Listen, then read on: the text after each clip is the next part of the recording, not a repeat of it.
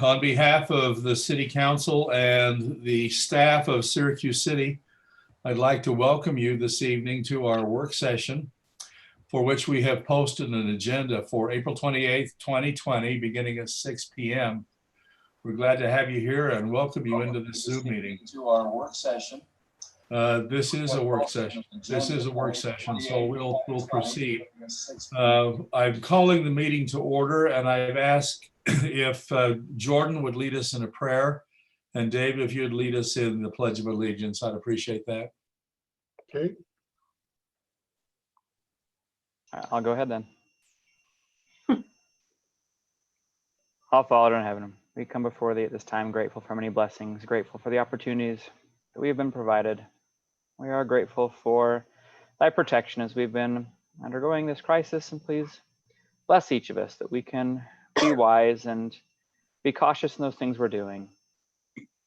Please bless the medical professionals and all those that are working to help us to either find a cure or to help us stay safe, that they can all be watched over and protected as well, that their families too can be able to fill of thy spirit. We ask thee for wisdom as we discuss the items on the agenda today, that we can know those things that will benefit the citizens of this great city. We are grateful for the many blessings we have, grateful for a Savior. And we ask thee for thy guidance. And this we pray in the name of thy Son, Jesus Christ. Amen. Amen. All join me for the pledge.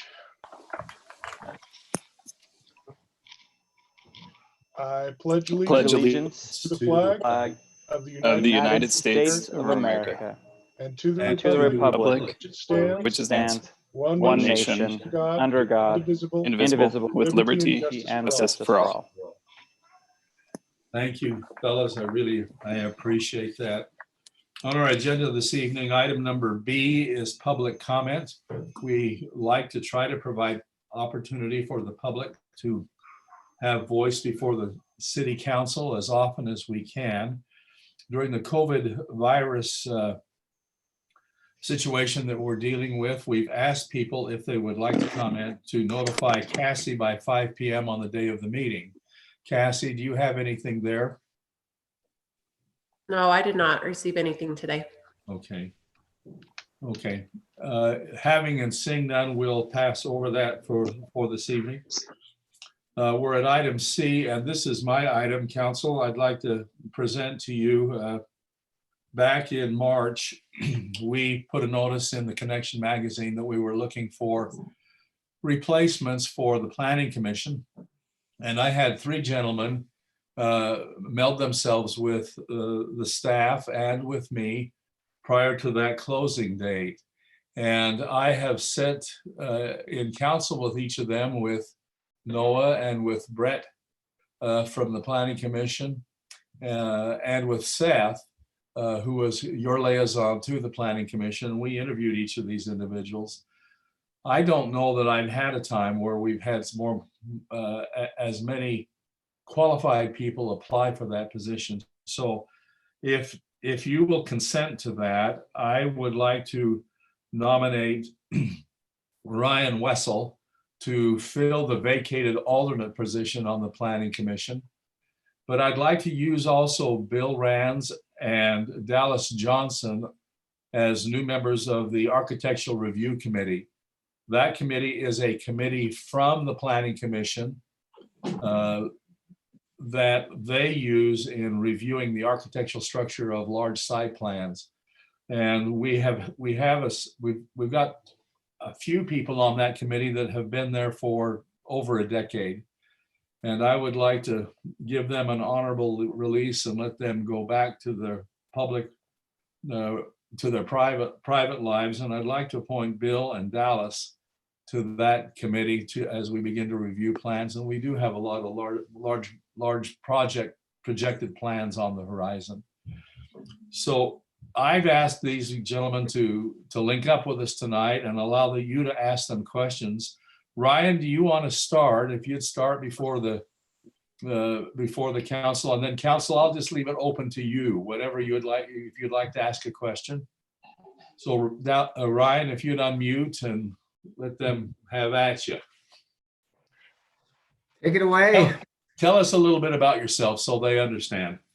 Sure. I am originally from Idaho Falls, Idaho. I've spent after school about a decade down in Arizona, and then I'm up here now.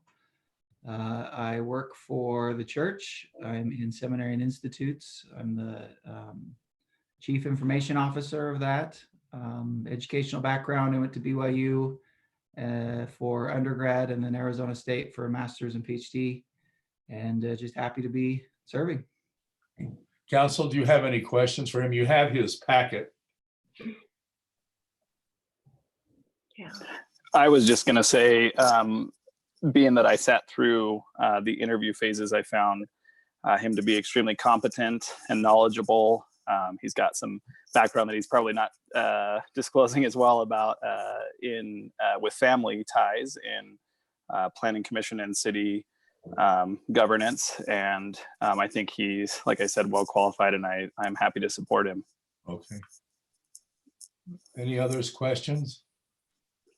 I'd like to know how long you've been here, Ryan, and what your connection to Syracuse is. My connection to Syracuse is relatively new. We've lived here for a year this week, I think it is. And before that, I'd driven through, but hadn't had much of a connection. We feel very settled here, though. The transient stage of our life is over, and we're in Syracuse for the long haul. That's great.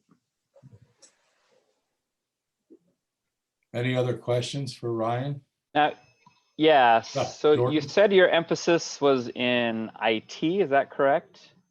Yeah, not IT. I manage information. So Manage information, okay. Yeah, I have teams that I work with that do the IT and the database management stuff. I'm more of the driving the strategy of that type of thing. So you have a PhD in economics? I do. Okay. I was just looking through your you just didn't mention that. I mean, or maybe I missed it. So it looks like you have some good background in, looks like real estate, economics, research consultants, to the Reserve Bank. So it looks like you've got a lot of qualifications, and that sounds like we're lucky to have you. So thank you for putting your name in there. Thanks, Jordan. Happy to be here. Anything further, council, that you'd like to know about Ryan? Thank you, Ryan. Would you mute yourself? And Bill, would you introduce yourself to the council? You're muted, Bill. Didn't realize. Okay, can you hear me now? Yes. Okay, my name is Bill Rands. I'm been a resident of Syracuse for 8 years. I'm retired. After getting my MBA at BYU, I spent 43 years in finance, with the last 28 years as CFO at Monrock Inc. in Salt Lake and Bowman and Kemp Steel in Ogden. So I've worked with construction for over 28 years, supplying materials for construction projects. I just thought it would be a good opportunity to give service to the city, to volunteer for the position. Okay, thank you, Bill. And questions for Bill from the council? Yeah, Bill, I'd like to know, so is this for the architectural portion? Oh, okay. We're tickled to have you as a volunteer. That's wonderful for our community. Do you have a special interest in the architecture or city planning? Well, my whole life has been strategic planning, and that's why I volunteered for the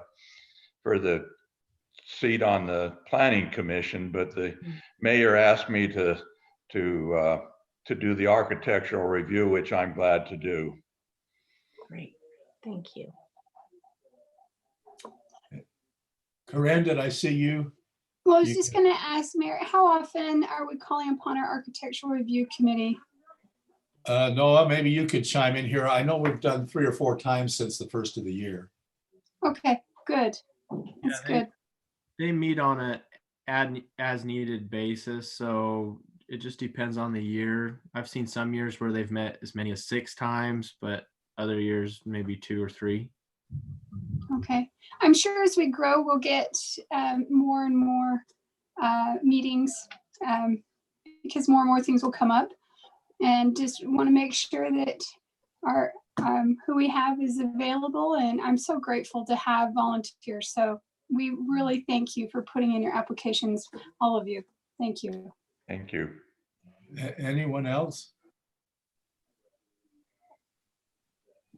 Hearing none, I'll ask you, Bill, if you would mute your microphone. And Dallas, would you be willing to talk?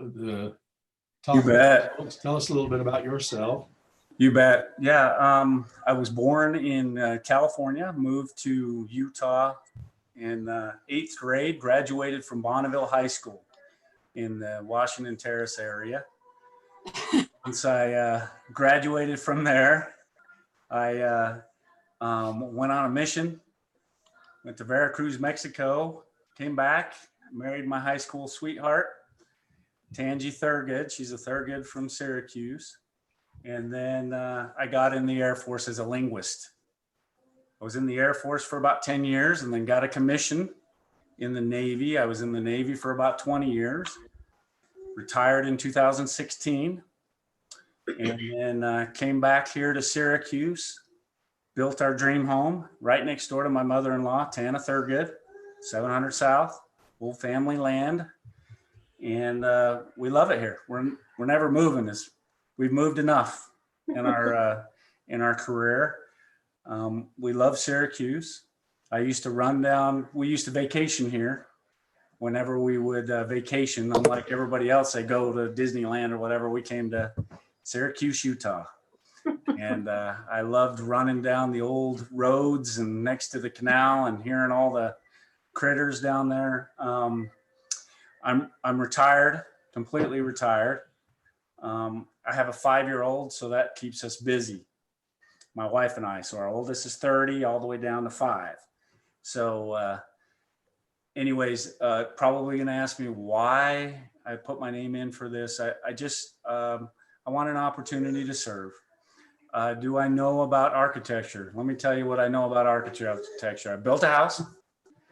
I've owned a few houses. I have a son that's going to architectural school, but that's about it. Probably one of my strengths is organizational skills. Being in the Navy, retiring as a commander, had lots of people under me, lots of responsibility. And you just kind of have to be a jack of all trades. So I'm good at studying. I'm good at looking at YouTube. I'm good at reading and taking direction too. So that's all I've got, Mayor. Thank you, Dallas. Council, do you have any questions for him? I was just going to say, apparently you have a fan with Brody. He apparently went to Bonneville High too. Yes, yes. All right, go Lakers. Hey, And Dallas, thank you. I just want to tell you, I went to your father-in-law was my 6th grade teacher, Jim Thurgood. Yes, Jim. Such a great man. And Tangi and I went to school together too. So anyway, I would want you in there just for your family connections. Okay. I'm sure that you have just a tremendous amount to offer. So we're just really grateful for you being willing to volunteer for service here. You don't have to be a professional or knowledgeable in everything to serve, right? I hope not. I hope not too. I was just going to say, I sat through the interviews with Bill and Dallas as well and feel comfortable and I was very supportive of those two serving our city and echo just what everybody else has said, that finding people who are willing to serve is not always easy. And so we greatly appreciate your willingness. I know Dallas's house because it's right around the corner from my mom's house. They're neighbors. And if that architecture speaks for itself, it's a beautiful house. And so I think he'll do well for us as well. Anyone else, anything for Dallas. Just gonna say, if you're invested in the community and care about it, then you'll do great. All right. Thank you. Thank you. Well, hearing and seeing none, council, could we put this on the consent agenda for our business meeting in May? Yes. Yes. You good with that? Yes. Okay. I did have a question with regards to the members that are going off the committee. Did they request to be moved off the committee, or I guess I want to understand the circumstances there. No, I haven't brought this to their attention yet. I will call them and then I will send them a letter. After we've acted upon this, then I will do that. I guess, is there a reason why we're asking them to leave? I just, Tenure. this kind of came out of the blue. Tenure, there is no, and I've asked Paul to look into this. Every other group that we have has a tenure of office that they can be reappointed.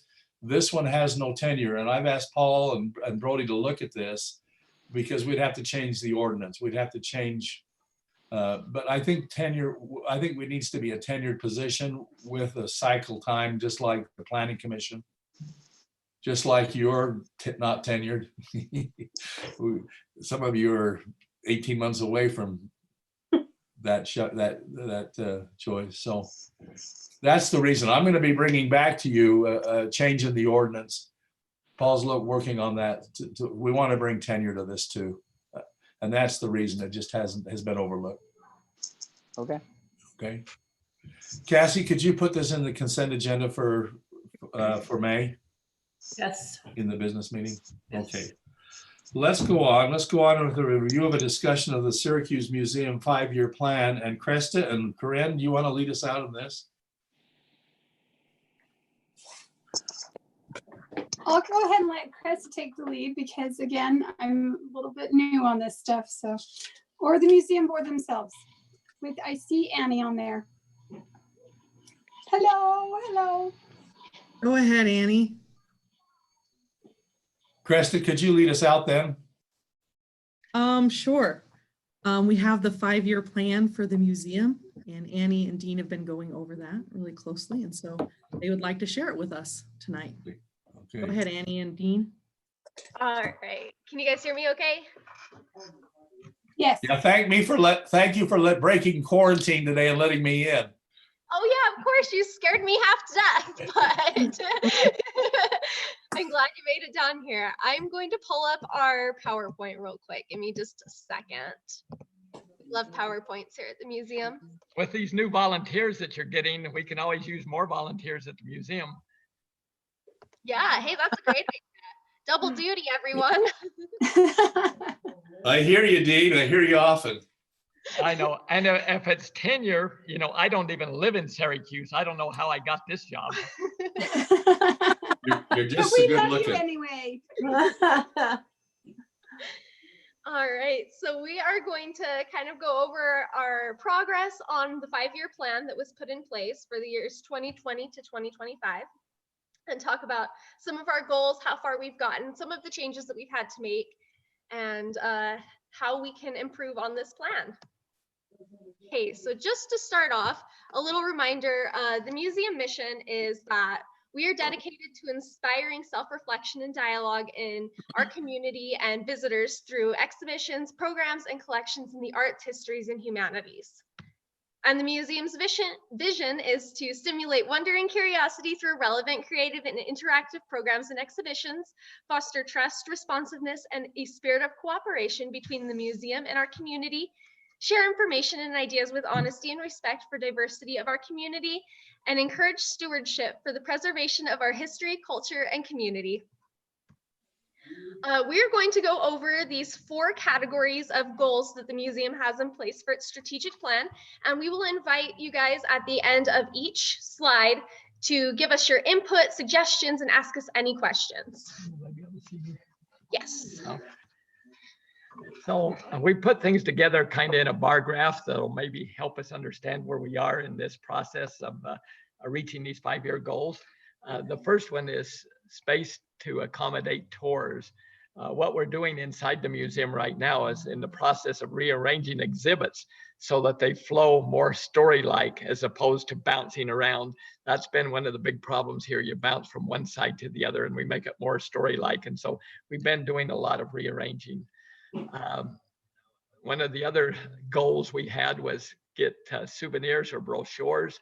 I don't know that we're going to do souvenirs, but we put together a real nice, very professionally done brochure. The brochures currently are at the city building, at the museum, at Antelope Island, and then also at the Davis County Tourism Office. So we're pretty happy, pretty proud of the brochure that we put together. The next bar graph has to do with Antelope Island. We talked about that a lot a couple of weeks ago, but our collaboration with Antelope Island is the start of a very promising relationship. As soon as we get through this COVID-19, if we ever do, we think tourism will reopen and we'll get a lot of movement going with Antelope Island. The Davis County Tourism Office is also helping the museum work with tour buses and tour companies to add the museum to their itineraries. Is there any questions or comments about increasing tourism? Hope it happens. Yeah, Great. us too. Okay, Andy, the next slide. Okay. Preserving history, culture, and community. The museum is striving to update the information and historical background of the artifacts that are in the museum. Through the web series, Artifacts at Home, the creation and reimagining of exhibits, the educational value of the museum is quickly increasing. Educational programming is being created and put into place in order to help visitors self-guide through the museum and around the historically significant areas of town. The museum is also working on recording ongoing histories through maintaining semi-updated binders of obituaries and newspaper articles that relate to the residents of the city. We've also recently made a call for stories and photographs pertaining to the COVID-19 outbreak in order to record the living history of these unprecedented times. The museum is also working with local schools in order to gain experiences from the perspectives of students and their families. Dean had mentioned to me that Mayor Gailey was looking to appoint I just lost my train of thought. A historian. Thank you, a city historian, for documentation purposes for the book that will be coming out for the city's centennial that will cover the years 1995 to 2035. Would you like to comment on that further, Mayor Gailey? Well, that is, we have started to discussing that, and we're probably right at the second line on your chart. Corinne and I spoke about this last week, and the centennial of the city will be in 15 years. Layton is celebrating theirs this year.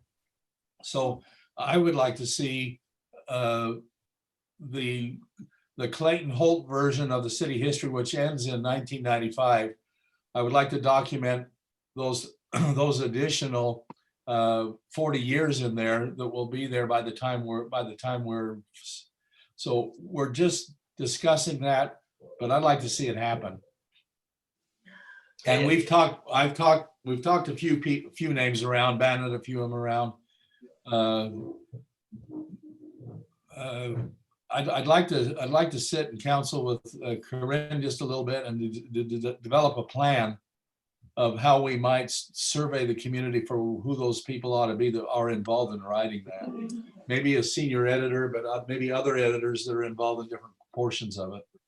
And if any of you know people who have experience in editing and so forth, please send us anybody you know of. I think it's a great idea because, you know, if we don't write it down, nobody will. Agree. As we say in CERT, if you don't write it down, it didn't happen. That's right. Okay. Thank you. I want to talk a little bit about internal organization and improvements. There's constant repair, just like any buildings or any house. You always have to do repairs on it. One thing we're pretty proud of that we've accomplished in the last month or so is we did a major repair on the front of the cabin. It's historically accurate. We've got some stone slabs walking up to the front door of the cabin, and we put a new door on it. It's going to make it easier for people to see what's inside the cabin. If you get a minute, even though it's closed, maybe stop by and look at the cabin. But we've got to work on the barber shop. There's repairs that need to be done inside of the barn. We're doing some more new murals and paintings in there. And so we're pretty happy with some of the repairs that's going on in there. The next slide that was on the list is hire a curator. Does anybody know where we can get a good curator? No. I think we hit a home run when we hired Annie. She's just wonderful, as you all know. Very, very happy to have her, and she keeps me in line. Increase volunteer hours. One of the goals was to increase our volunteer hours by 30 hours per month, and we are at that goal right now. There's a constant change in volunteers, but right now we have a very, very good staff of volunteers, very energetic, good ideas. So we're tickled with that. Extended hours, the way we're extending hours instead of Monday through Friday going open for more hours is like the Halloween night at the museum, the winter festival. We've kind of found that that works better than sitting here for an hour from 5 till 6 and wondering if anybody's coming. But right now we're doing the extended hours on special programs we're having. Volunteer training is something that we've got to step up. As we're getting new volunteers and people coming in, we want to make sure that what they're saying, what they're doing is accurate and not just some words that they're saying to entertain kids. So we need to be accurate on the things that we're saying. Upgrade software, hallelujah. Finally, we're going to get past perfect to come in and upgrade our software so that pictures, photos can be put in the computer. All of these archives, we've got all these books and books and books will be put on the computer, and we'll have it all saved in the cloud. If something happened to this building, all of this information would be lost. But this Thursday, they're coming to upgrade our software. That's already been approved. And so we're tickled, excited to have that happen. Sponsorship, as you can see, is very, very low. We haven't done very much there, but we need to work on. Any comments? You guys are doing a lot of work. I So love much. it. Thank you. Okay, next slide. And we'll try to stay within Brody's 10 minutes. As you can see, we haven't really done a lot with community donations, but it's something that I'd really like to jump into. Hopefully we'll have something either starting in the fall or January of next year where we can get donations from people throughout the community in order to grow this museum. We have been working on loaned artifacts. We have 2 different spots in the museum where we can have some traveling shows. Currently, we have a woodworking exhibit and a quilt show. In the fall, we had an art show that was sponsored by the Syracuse Guild for Visual Artists.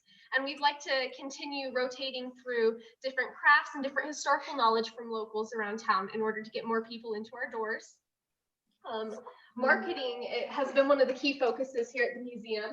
We have our new brochure that Dean talked about earlier, and it's been placed at various locations. Social media has really been a big thing for us. Ever since I started those Artifact at Home videos, we've had a huge response on Facebook of people that have said that they're interested in coming to the museum, people that are watching the museum or watching the videos, learning about the history that we have here at the museum, and hopefully we can continue to grow that.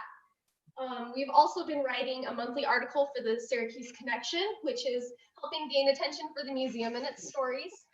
And by fall of next year, we're hoping to have a youth museum council that will help with exhibits, events, and sponsoring a youth essay contest. Family events have been another big thing that I really want to focus on here at the museum. Hopefully we can get some more once this Corona thing blows over. We've had 2 so far. We've had Night at the Museum, that was in October 2019, and the Midwinter Festival, which was in February 2020. And these events garnered a large response and were phenomenally successful. It was really great to see all the people come down to the museum and learn about what we have here. All right, any questions, input on that? I wonder if you've considered a traveling presentation that might go to like schools just to generate interest in coming down and seeing even more. That's been done other places, a lot bigger places generally, where they just take a sample or even some slides and say, come see us.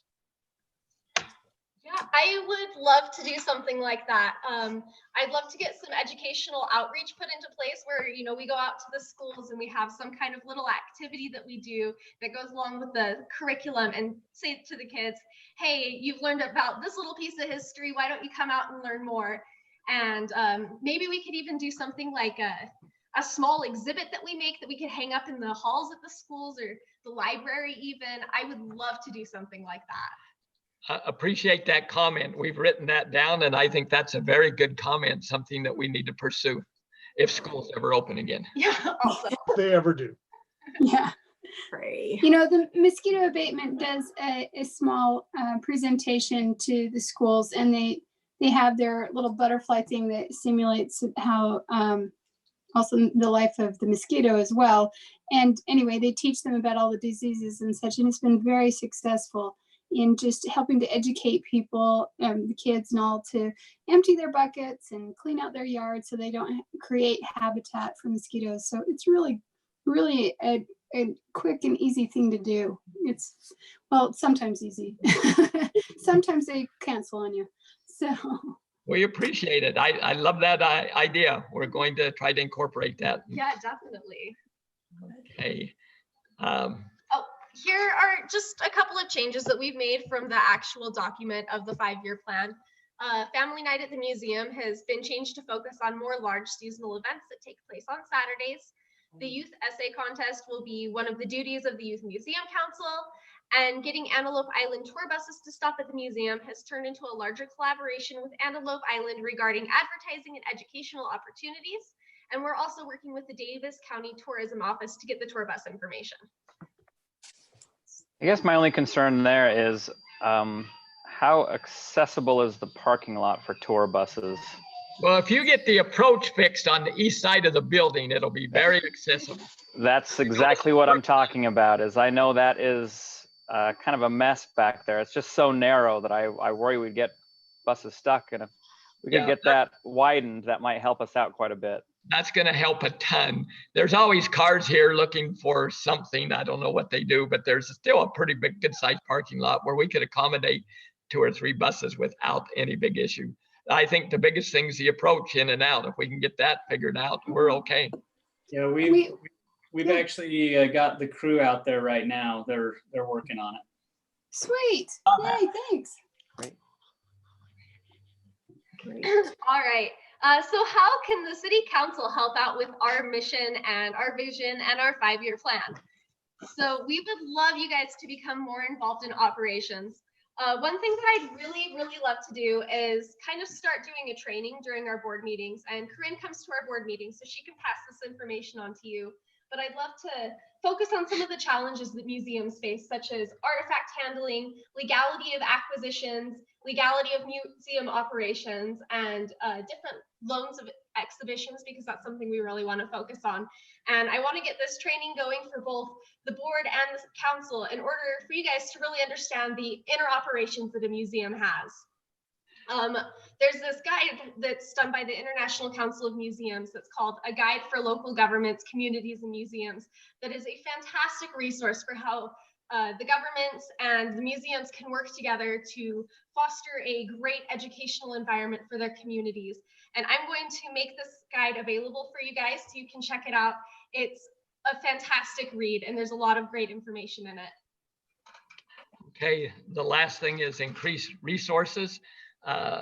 Historical committee, we want to be able to attract exhibits, Smithsonian traveling exhibits, so that we can have them here for the museum. They're very much available, so we need resources to help us attract these type of exhibits to bring people in. We also want to attract professional employees, people, you know, that's going to really bring ideas and help and background and education to the museum. And one thing as far as funding for resources to be able to reach our 5-year goal, the things that we put down, we cannot do that with a part-time curator. So I'll leave it there. Any questions? Graduate quickly. Yeah, hopefully, if school ever opens again, we'll see. Brody, did that cover most of the things you wanted us to cover? Yeah, I think so. And thanks a lot. You guys are great. Thanks for doing such a great job over there. Please. Thank you for allowing us the time again. Yeah, thank you. Yes, thank you. Thank you. Council, that was a great report. We appreciate it. Let's move on to item number E, the consideration of extension of the lease at the Syracuse Cemetery. Brody or this Paul? I'll take this one. Okay. And Cassie, can I get the rights to share my screen on my other account? Sorry, there's two of me on the screen. One better looking than the other. Yeah. So this Which one, Dave? Which one? Well, I get. Oh, there we go. Okay, thank you.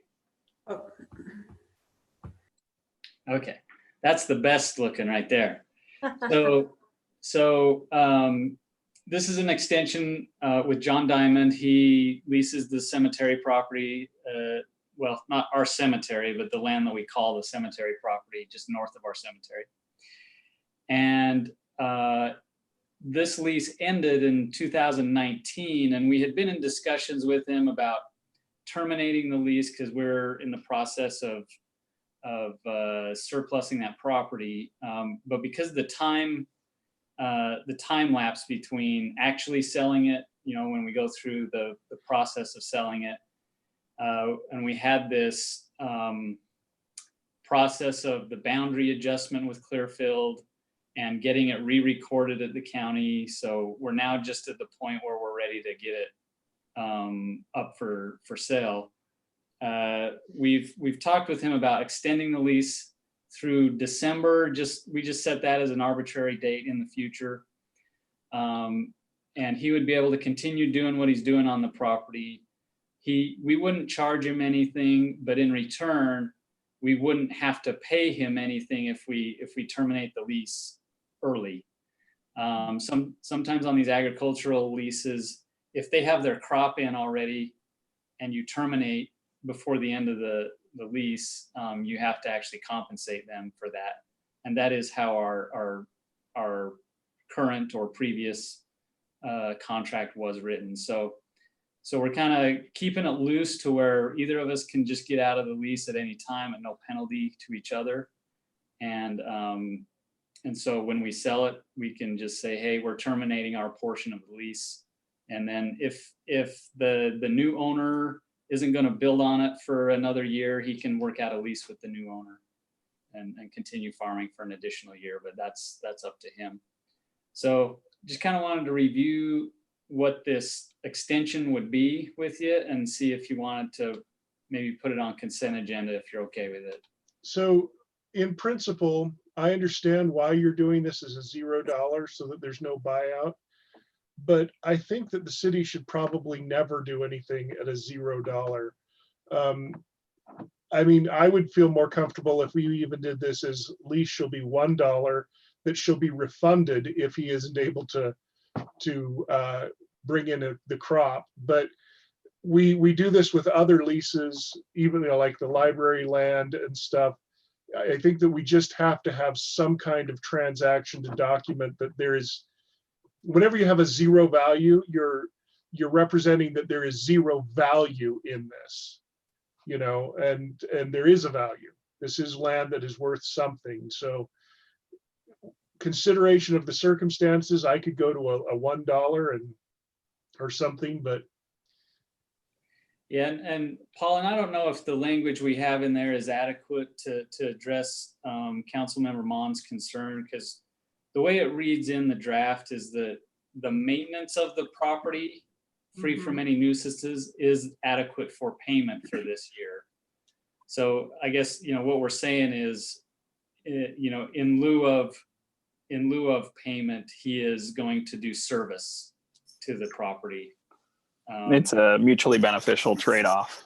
Yeah, and I do get that. I just have come across, and maybe we have to look at the legality of it, but I've come across land transaction issues in the past. It's part of my family's former business, and there gets to be a legality when you've represented something at no value. So Paul, even if it's just $1, it's a value.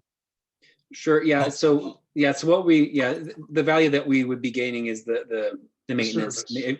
If he's not maintaining it, then we'd have to pay someone else to maintain it. So I think that's recognition that there is a value there.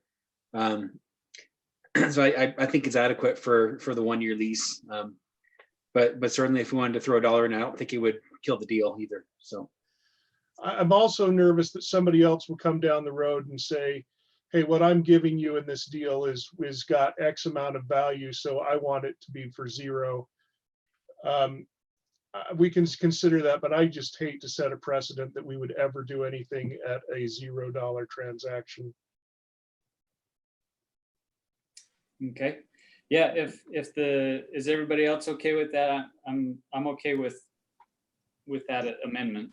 If $1 solves the problem, great. I don't think he'll balk at that, so it's fine. In my opinion. I don't think I understand the legalities well enough to really put in a solid opinion. I was okay with this, but if there's something that's gonna bite us later, I would like to do whatever's smart. With Dave's amendment, can we put this on the consent agenda? Yes. Yes. All right, thank you, Dave. Let's go on. We'd like to review the request for the proposals of the RFP that we opened earlier for the west part of Founders. Now, Steve or Brody, where we starting here? Cresta. Cresta. I'm We start with starting. Cresta. Okay. Hi, guys. Okay, so as you guys know, we opened the bids on the 21st for the east and the west projects. We got 4 bids back on the west side and 2 on the east side. And both of the lowest bidder for both projects was a EK Bailey Construction. And I had an opportunity we spoke with you guys earlier about this. And we gave you just one option.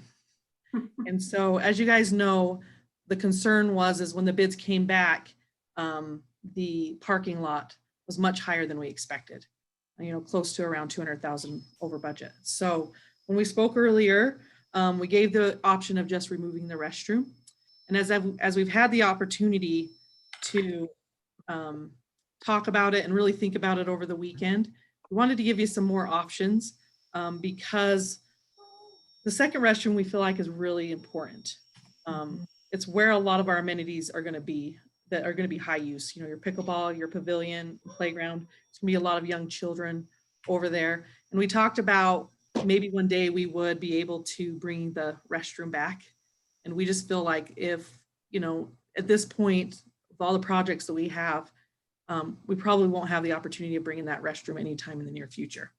So we wanted just to give you some options of things that we could do. If that would be option 2 is what we discussed earlier, but we have 3 other options for you to look at. And for your convenience, at the top, I put option 1 and then what we're taking away or putting in for that project, and then what money we would use to offset that. Okay? So in all of these, what is the number of pickleball courts? We had talked earlier, and the majority that we had talked was 6 pickleball courts. Okay, so each of these have 6 pickleball Each courts. of these have the 6 pickleball courts with it. Okay. Hey, can we start there? Because I tried to get you with this question before the meeting, and I apologize that didn't work out. That's okay. But on each of these options, you've represented that $329,337 is pickleball, and our budget is $180. So how do we get? Well, that's one of the things that I had issue with is that concrete and conduit. A lot of that concrete and conduit isn't specifically for the pickleball court, if I understood correctly. $220,000 is for the pickleball court. Okay. Okay, but our budget is 180. So again, my point would be, I mean, we probably need, shouldn't we be staying within the 180? Did we have them bid for pickleball courts? We did have them, and I included that in the packet for you. I think you showed it at 3 and 4, right? Yeah, 3 and 4. So I looked at the packet and I couldn't figure out how many was each one. Oh, there it is. It was over to the right. Yep. That was my problem. And just the discussion that everybody had, it just seemed like everybody was on board with 6 courts because that's what's going to be the best. So my issue is just that it's not within budget. I have no problem putting in 6 pickleball courts, but we were very clear through this entire process that we had a budget, and now we're over budget, and we're over budget in other places too, which means we have to find the money for the other things. That does not have to have anything to do with the pickleball court. I'm willing to have that completely separate as a discussion, but we have a budget for pickleball and we're over. Now, here's a few things though, too. We talked about doing we wanted the bids for 3, 4, and 6. I get that. But also considering other parks that we have finished where certain things were budgeted lower, for instance, down at Tuscany with their toy down there and such. It came in a lot higher and we had to adjust in order to get it completed. I'm of the opinion that we get this done and move on so that this isn't a PR nightmare.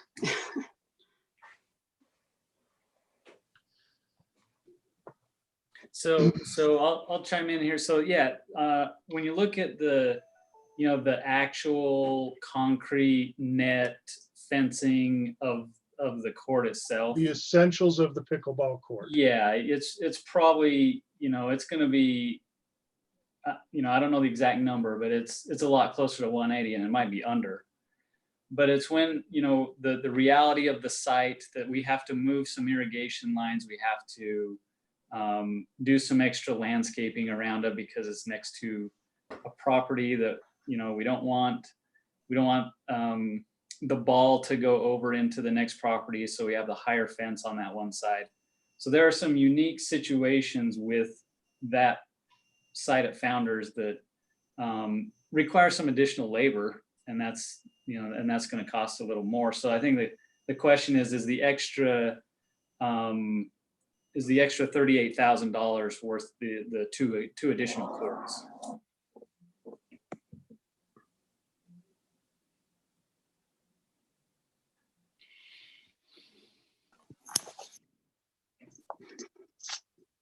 So I'd like to hear the other options that you brought up, Krista. Okay.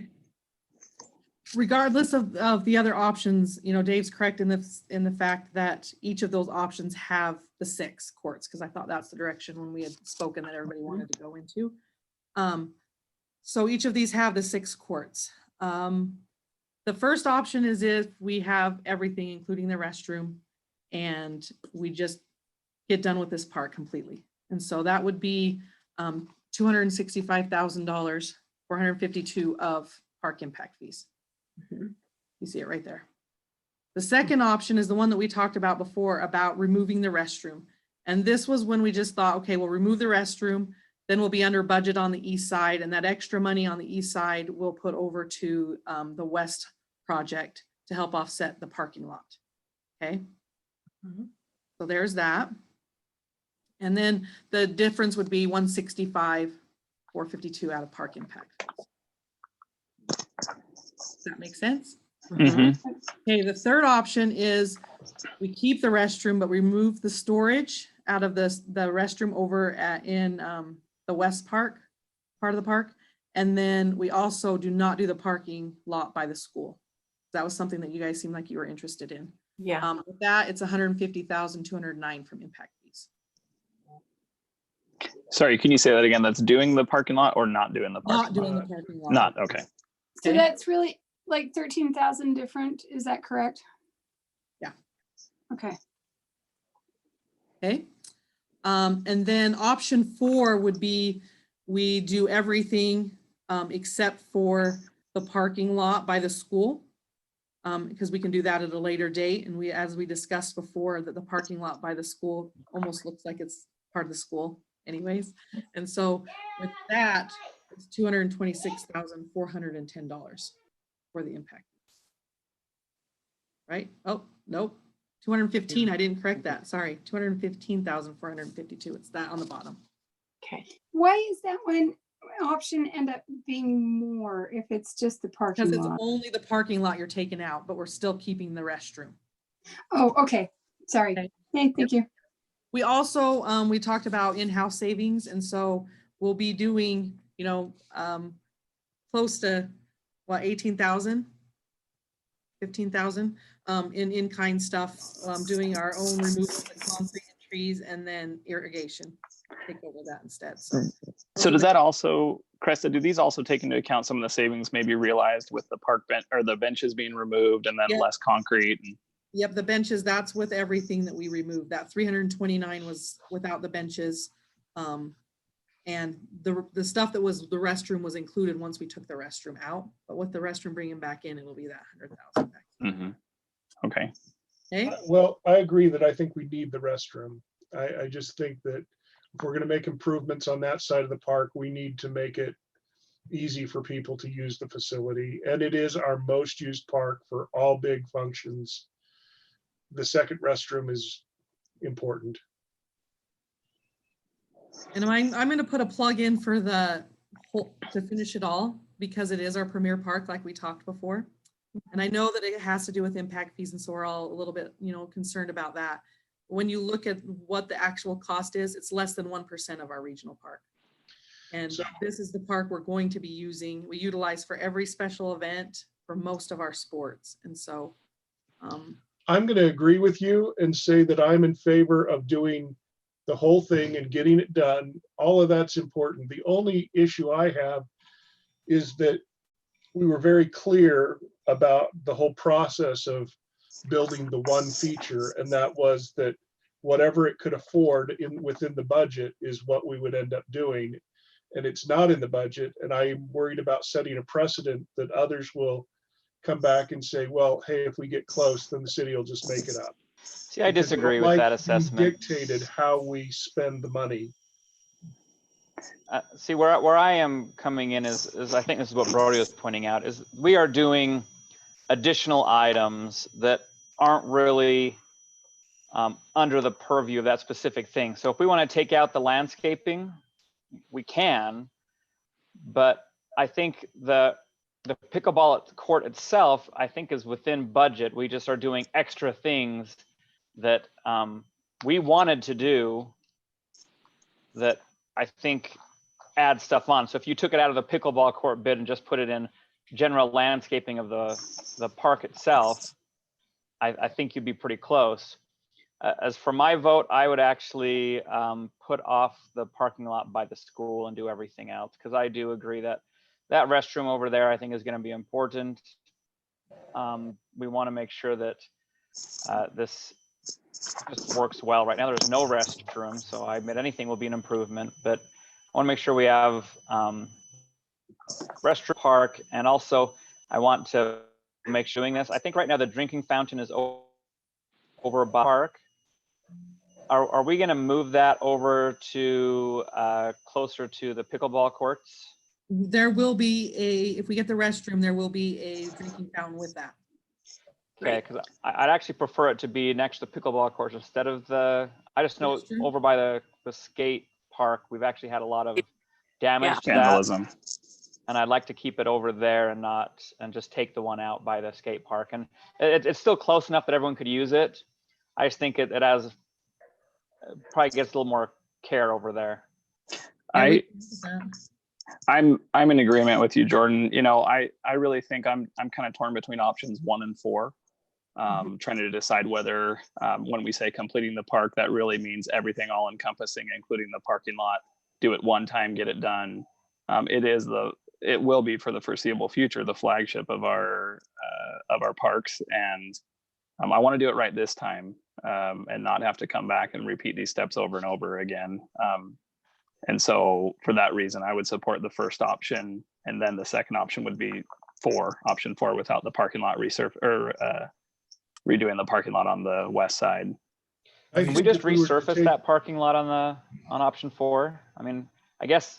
Well, I think how if bad we take is a it? part out and then we come back to it later, it will end up costing more than it will to do as a part of this. There's certain economies of scale. The parking lot. Yeah. I agree with that, except for we are doing road on a regular basis, and Well, Yeah. and Brody had mentioned there's some road projects in the near future that are right in that region that we could We can maybe, connect to. so that might make some sense. I'm But flexible on that.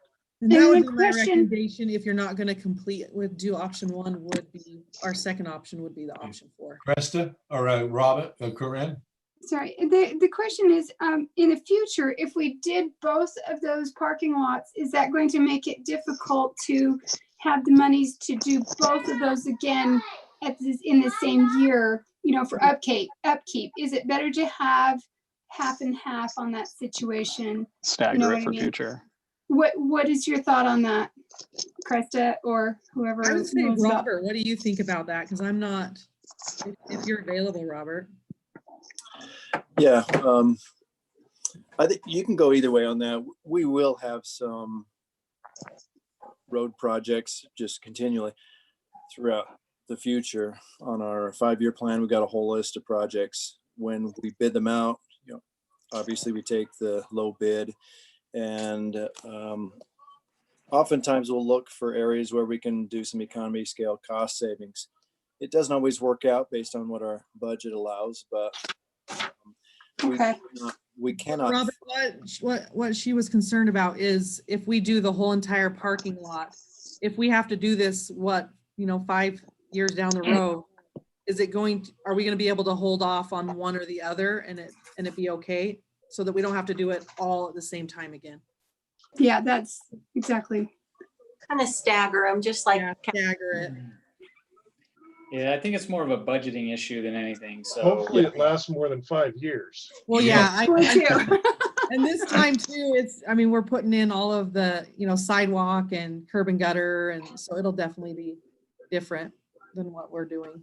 And I that's think it's far enough out that it's not staggering, probably won't be an issue, because there are gonna be so many new things in the city that are added to our budgetary requirements. And I agree. Brody, when were the other, or maybe Robert, when were the other projects that we could tie this into? Are those this year or next year?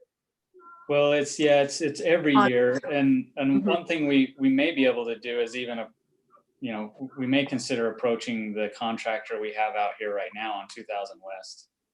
The reason I ask is, just driving through there, I was actually driving through it yesterday, and some of those cracks are so big and the weeds are getting so tall on the south side of it, on the border of the housing apartments there, that, it's getting pretty bad. Yeah, it's messy.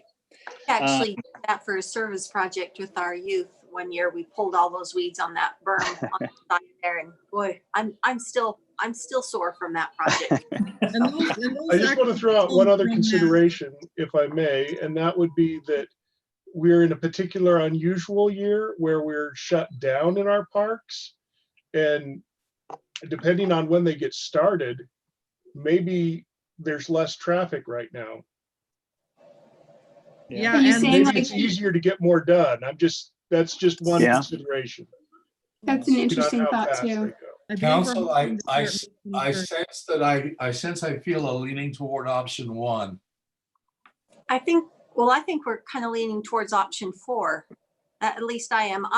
And the reason I say that is because I do think that tends to be considered the schools, and we could bump that into another project and save us, several $1,000s right off the bat. But I think Krista is right, and I agree with all of you that said this is our premier park right now, and it doesn't make sense to even do 4 pickleball courts when we're saying this is where we're gathering. This is going to be our filler park. The park is done.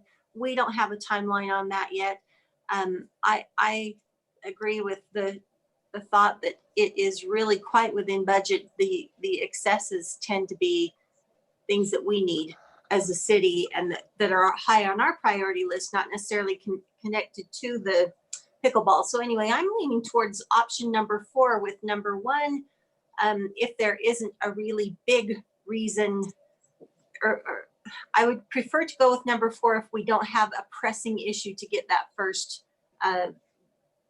parking lot done. If we can even wait a year or 2 and connect it with another project, I'd prefer that. So you're more in line with Jordan. Corinne? My first gut instinct is to put off the parking lot as well, especially where there's a likelihood that we know that it will get addressed. And the parking lots are something we rotate all the time. At least that's what, when we talked about this earlier this week, that was my first gut instinct. So yeah, I'm open to 1 or 4, but my first instinct is definitely is with kicking the parking lot to next year. That's my gut. Dave or Seth? I can support I can support pushing it off on the parking lot. That's fine.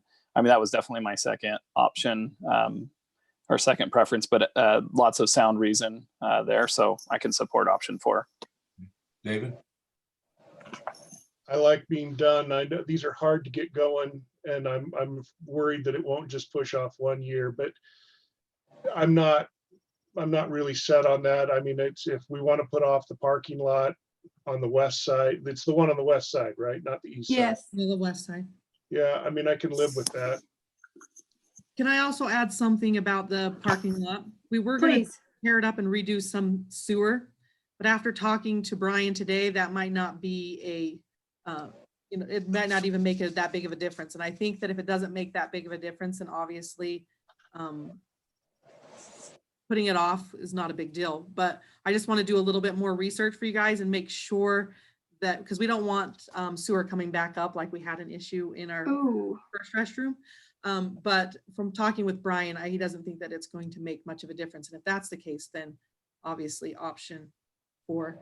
But I can bring that back to you and you guys can make your final decision. Council, do you want to put this on a consent agenda? I would suggest not, that maybe we discuss this again in the business meeting. Yeah, I'd maybe talk about it again. Yeah. But I will say this, when it comes to sewer, if there's any question, don't risk that. Right, we agree. Is a really bad thing to risk. Don't play Well, we were games never there. going to risk the sewer. We just thought that we might not have to tear it up. We might be able to pipe drill and stuff. I think that's Okay. what Well, let us know what he says, what the impacts are, because if that needs to be done for a new restroom, then obviously it becomes necessary rather than putting it off just for Yeah, rotation. I wouldn't have added the option had I not spoke with Brian today, and we thought it would be okay if we did. But we just want to make sure and look through everything. Please before make we- sure. Yeah. Great. Hey, can I just chime in? Yes. Can I just chime in just for a moment? Please do. Yeah, so Brian and I had looked at the sewer lateral from that restroom. It actually connects over to, this is the restroom that's by the Bowery, just Yes. south of the elementary school. Yes. So it connects into 2000 West. When UDOT was doing the widening of 2000 West, Brian and I was looking at that sewer lateral connection. They did redo the lateral from the main in 2000 West out to the park strip. And that's when we discovered the condition of it was not bad. There were a couple elbows in it, but it flowed really well. At least at that point, the pipe was in good shape. So from what we saw at that point, it looked good. We could always, if we wanted to, send a camera up the lateral and do a little bit more. But anyway, I just thought I'd bring that up. That's a simple thing to check out. The other thing I wanted to mention is that no matter when you do the parking lot, even if we get bid prices on a future project, whether it's this year or a future year, it can't be paid out of Class C.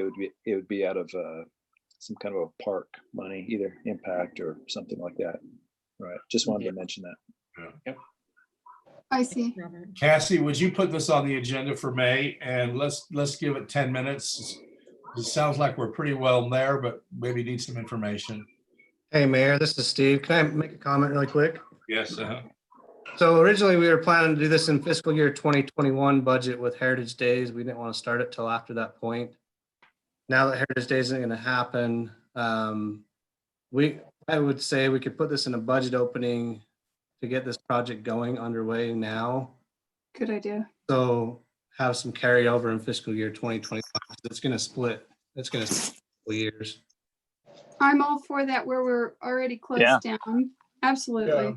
Are you? And that's really where I was pushing for the option one was if we're shut down now and we're not going to have to tear something up where people are going to be around, Yeah. there's some advantage there. So have we decided we're not going to do Heritage Days? Is that what I'm hearing? Yes. Yeah. Yeah, the county apparently is not issuing mass gathering permits. I met Quite with yet. in a Zoom meeting last night with all the mayors of the county, and we all agreed if any one of us did it, then everybody would flock to wherever one did it. So all of the cities are disbanding any kind of 4th of July, 24th of July, any Heritage Days things until at least September. So does that mean we can add firework budget into parking lot? Into what? Into Yeah, we're gonna have west parking lot. If budget we have there. firework budget, I don't know how much that was. I don't remember. It's only like 10 or 15K, I think. 1,500. 500. 10,500, is that what you said? Yep. So I guess the more I sit and listen to all the discussion, that whole parking lot is 50, well, I guess 49K. Is that what it is? To take that out we approximate about 50,000. I think I'm heading towards Dave. I know I was the one that kicked off this whole debate here. And you, But for 50K and we're not gonna, and we might have some monies left over from not doing fireworks. We already spent all the candy money. Hopefully Easter eggs last a year. Oh, I have a plan. Don't you worry, Jordan. Not putting fireworks in them though, are you? Nope. Saying if we want to apply, either with the firework money, we can either put it to the parking lot or we can do a really big one the next year, or put it towards something else. But I'm okay if we want to. Get it done while we're I didn't shut realize down. it was only 50K. I say Get only it done. 50K like that's a little bit, but I'm kind of leaning towards what Dave is saying, where we're not. Right now, our parks are essentially closed, and this is a good time. And for 50K, and hopefully we've got some savings somewhere else. This might be a good time. And we have to do it anyway. It used to be a We have to woman's do it anyway. prerogative to change your mind, but we didn't. Jordan is the mind changer. Well, this does bring new information to light. I didn't realize that we were not going to be having Heritage Days, and so Me either. when we were discussing shutting down the parks, I just assumed for recreational activities for like sports. But if we're talking about shutting it down for Heritage Days as well, that really does open up our park for an entire summer. And if we can save some money, what have we budgeted for Heritage Days in general? In general, we budget at 35, Steve. But we bring a lot of revenue for it to offset Yeah, it. we make money on it. But the fireworks, we never make the fireworks up. Okay, so for sure, 10 They grand just go up in flames. is just We just blow our money up. Am I hearing enough? Am I hearing enough consensus with one that we could move there, and then, or do you want to still discuss this? I'm still okay with one. I'm good with one now. If we're shut down for the whole summer and we can put some money from fireworks, and if we have any other savings from Heritage Days, that makes sense. Any other year we'll be competing with sports at some point during the time that we're doing this. Correct. Yeah. And school. And School school. and carnivals. That's true. With the school situation, yeah, let's do this. Let's get it done. Do it. Okay, Cassie, can we put this on the consent agenda? Wait, you said to put that not on consent. So Put are you it on- talking the budget opening or We're gonna change that. They just changed their minds. They want it on all consent. on consent? Okay. Option one. Yep, I'll put it back on. Okay, Thank let's you. move on. Let's talk about flash vote. Brody, you want to give us the Thanks, update on the guys. flash? Sure. Okay. So I was texting Robert. Okay. Flash vote. Let me share a screen here.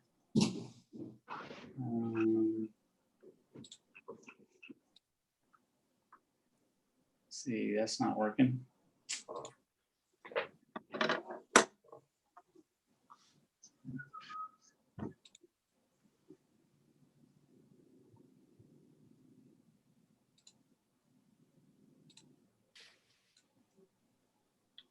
Okay.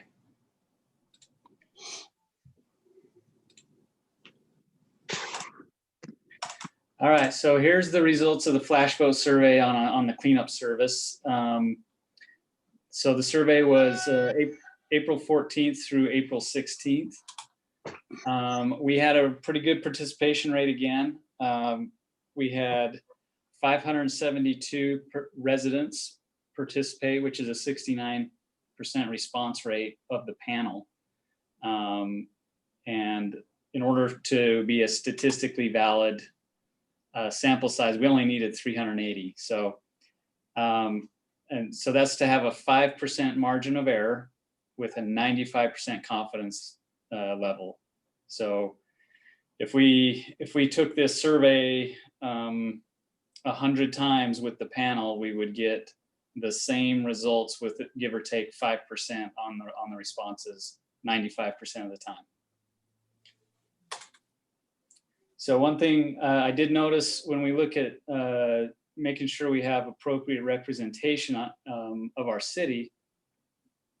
So if you match up the colors here on the left circle with the right circle, starting with the gray, those are ages. So on the left are the ages of the people who responded to the survey. The age group 46 to 60 on both. So yeah, on the right-hand side is the actual distribution of adults in Syracuse City. So the 46 to 60 age group matched up pretty well. The 31 to 45 age group matched up really well. The 61 and older group is what I would say somewhat overrepresented in our survey. And our 30 and under group is somewhat underrepresented in our survey. So This can't be much of a surprise, really. No. yeah. As far as gender distribution, look good, almost 50-50. So that was good.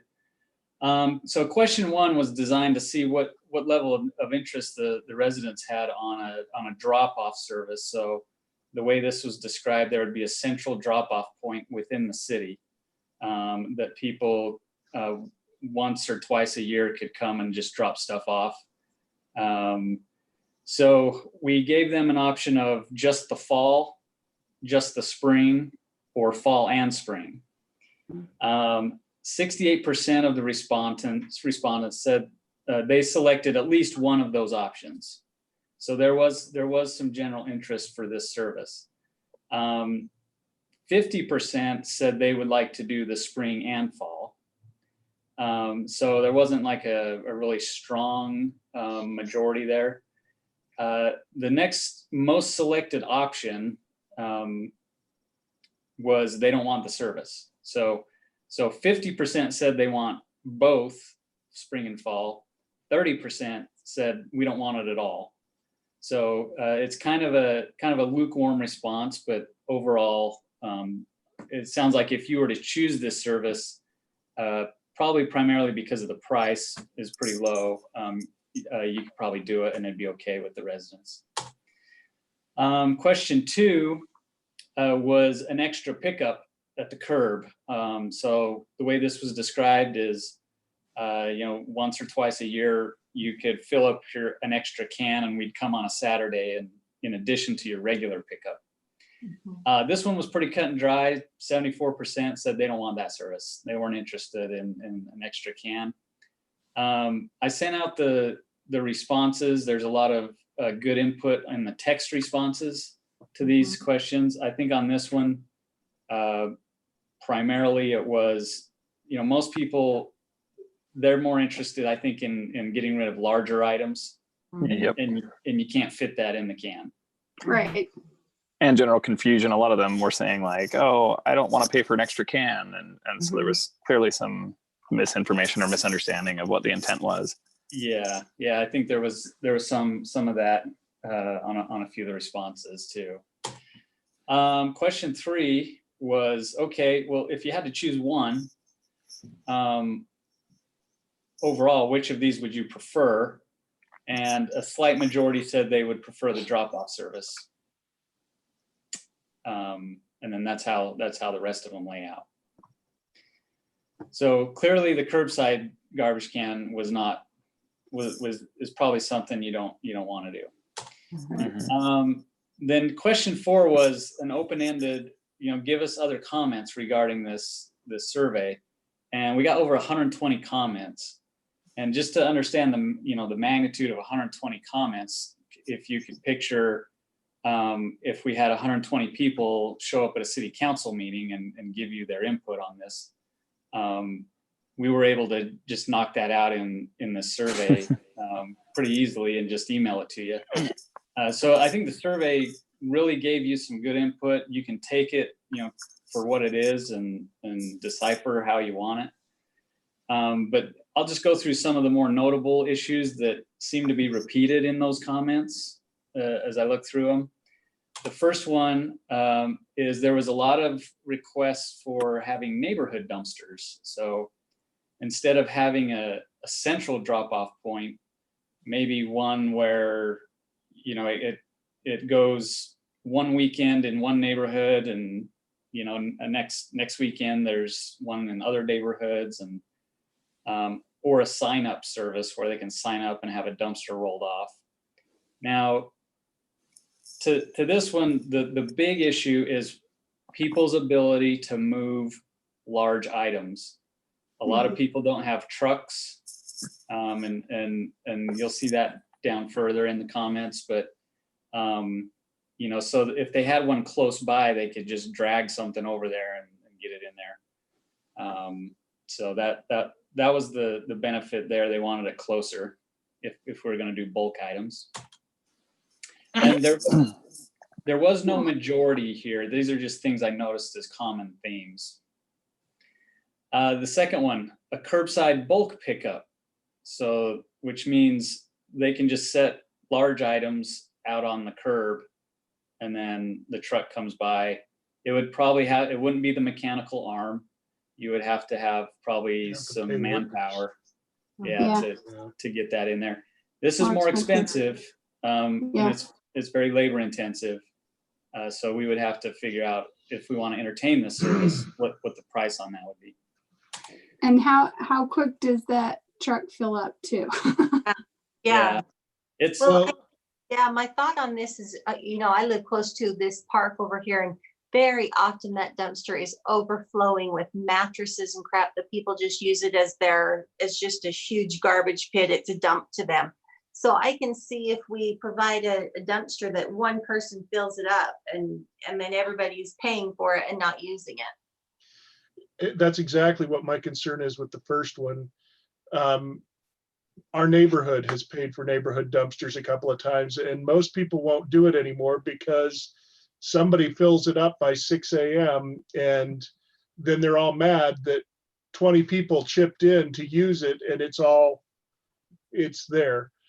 One thing about drop off, whether it's at a central point or anywhere else, my biggest concern is that people would follow rules. I mean, there are certain things you can't even take to the dump, like, some kind of toxins and waste. And boy, when you get a neighborhood dumpster, or that's the most common thing that people will run off and throw illegal dumping because they just want to get rid of it and don't want to take the proper action. Yeah, Robinson Waste mentioned, one of the difficulties with that, with these neighborhood dumpsters, and they do this in Ogden. So they've worked with Ogden to put together like a calendar, and neighborhoods can sign up on the calendar. But they assign a neighbor to be responsible for what goes in the dumpster. Wow. And because you have to have somebody responsible for that, and that becomes a problem. Neighbors, though, they can, like Councilmember Mon said, neighbors can get together and order these already. They don't need the city to get involved. Right. And that's something that they can do already. But there is that issue with what people put in it. It really comes down to, if you've got people who are willing to be good neighbors, you can solve this problem pretty easily on your own. but especially when you take the responsibility away and put it like on the city, we find the worst seems to come out to participate in such a thing. Yeah. So then the next item I saw some repeated comments about just paying for, say, a waiver, right? So maybe it's certain days. I don't even know if this is possible, but the idea is maybe on certain days in the spring and fall, if you're a Syracuse resident, when you show up at the dump, you show your driver's license that you're a Syracuse resident, and then you get in free. Just for reference, before I moved to Syracuse and I was a Clearfield resident, twice a year there were fee waived days. And if my driver's license said Clearfield, I didn't pay on that day. Yeah. That's I been had the same changed, thing in however. Layton. Okay, so I, Sorry, Mayor? that was also 15 years ago, but. Mayor, Yes. you were saying, That you were has- saying something. That has been changed. Okay. The city would, at one point in time, Wasatch Integrated Waste would issue waiver passes to the city for people to use, but that got abused too. And so they don't do that anymore. If it was waived, the city would bear the cost. Wow. Okay. Well, we just good to took know. a load of tree clippings to the dump about 3 days ago, or whatever day it was. I can't tell anymore. So anyway, Thursday. but it was $5, and so it was no big deal. If you have a good neighbor who'll loan you their truck, you can do it. I mean, and it's $5. I mean, depends on how much you're loading off, because they'll weigh you. But anyway, Yeah. we were just doing also green waste too. So it can't. They have also the electronic and other stuff in their other facility, their recycle place, and I mean, I would just hate to have all of that going into the same dumpster. Yeah.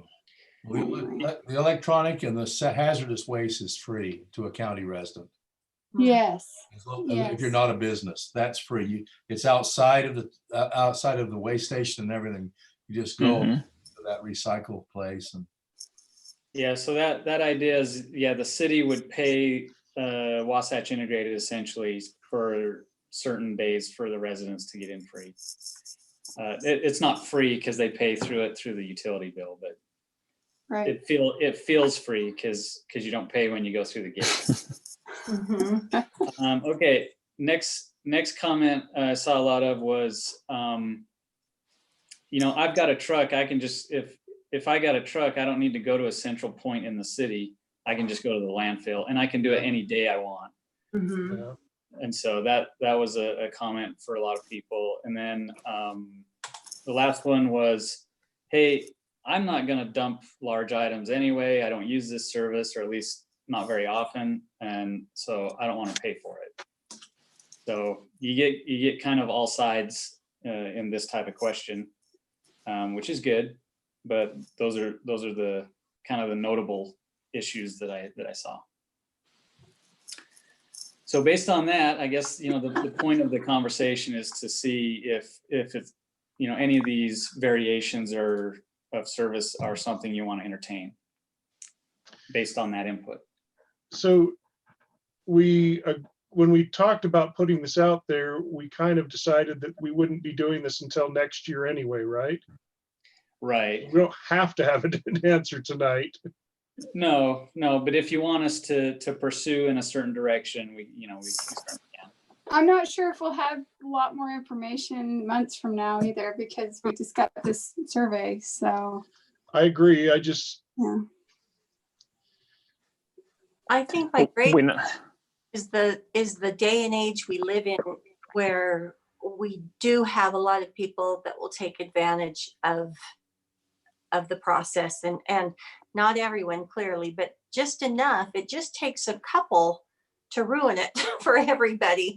And if people are adding this to their bills, their statements every month, then they expect to be able to take advantage of it. And if it's a dumpster and a curbside service, I'm really concerned that the people who are paying for it will not have access to it because somebody, 2 or 3 people will come in and fill up a dumpster. And then how do we respond if somebody comes back and says, I've been paying for this and I can't And use I it. can't use it. Yeah. Therefore, the city is liable for this. And now you have to pay again to bring out another dumpster and then somebody fills it up again. And so I'm just a little concerned that we're opening up a big pit with this.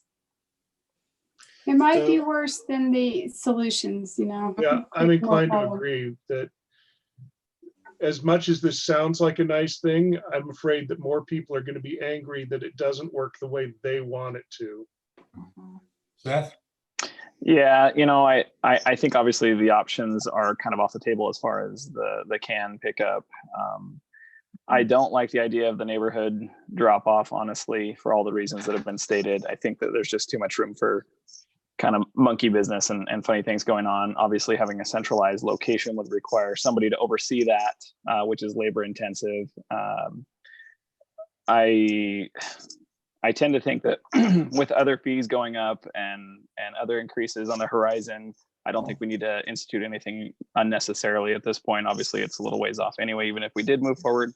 But I just don't see a reason for it at this point. Jordan? So is there an option E where I guess my idea would be that I don't think we can afford to pay for someone to drop it off anyway, but I would think I think if we could just send people a $2 off coupon in their March bill and then just tell the what do you call it, the landfill to send us the bill, and I think that kind of gets you there. It just seems like there's such a large number of people without the ability to get stuff to the landfill. Exactly. I think you end up with unhappy people no matter what you do. This is a nice and generous and lovely thought, but it ends up becoming a nightmare. Brody, do you have enough? You know where to go? Yeah, I think at this point it sounds like it's not conclusive enough to go in any one direction. So barring any upswell of public outcry towards something, then maybe just sit tight and see if it becomes an issue.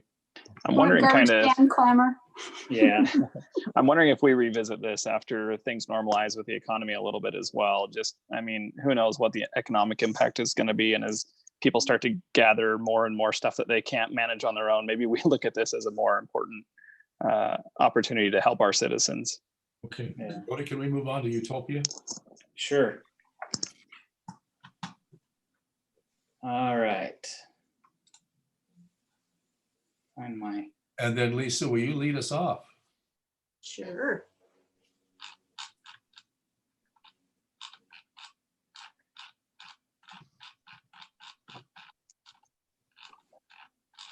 Scroll through here. Oh, I'm way up there.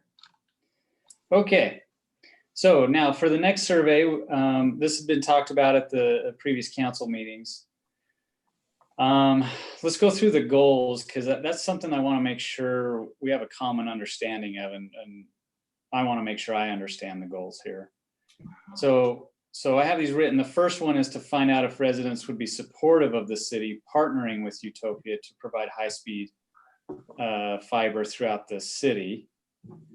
Find out if enough residents would sign up in order to make the installation of Utopia financially feasible. And then find out if there are specific areas of the city that have higher or lower levels of support. The reason for that last goal is because Utopia can phase it, if you will, so the risk of the city in the city's partnership is lowered. So they do offer that ability. Does that seem to be in line with what everybody thinks the goal of this survey should be? Makes sense to me. Yeah, I mean, the big thing we want to know is we know there's a threshold that we need to get to in order to make this economically viable. And if we come back and everyone says not interested, then we can say, look, we went out and looked at it. But if we come back and have 50, 60% of people saying, look, I'm tired of this, just get me something that works. And I think at that point we can have enough ground to go forward and say, look, I've been studying this. This is why we're doing. I want to avoid what's been happening in some other cities that just went ahead and made a choice, and make sure we are well researched and have the information to back up any decisions we make. I would like to do a little education in the question and informing the residents that we need to have at least 30% of the city sign up in order to do this without the city incurring cost. Can we add that information in there? I think that's in question three. It's in there. Three. Thank you. It's hard to refer back to these. Yeah, I've got it on my computer here to see. So I just wanted to bring up a couple of things. One of them is that I don't believe that the second question about, do you feel the price you pay for your current internet service is a good value? I think we'll have 100% that say no, just generally, because I don't think that that's relevant to what we're trying to find out either. That's my other thought. It's not relevant to this. So everybody will say no, and there's one of our questions gone. I kind of agree with that first question though, too, don't you? Are you happy with your broadband? I kind of feel like that's a wasted question. Yeah, I do. I agree. The first one I can see more so than the second one, but if we wanted to do away with both of them, then I'm fine with that, because what we're trying to do is say, not even caring about what you currently have, are you interested in this coming up? Right. And then the thought I had is that we need to be really clear that when we talk about installing, that maybe you italicize this installing, or do an explanation next to it, not considering monthly bills or your main maintenance fees, or, because if it says the city won't have to pay for this if this many people sign up, there are plenty of residents who will misunderstand and think that they will not have a fee for internet. So I just want to err on the side of caution for really precise information, not quite so generalized, but specifically saying in the beginning, this is installation only, or bringing the service to the city only. Making it available. Yes. They will still need an internet provider, won't they? Yes.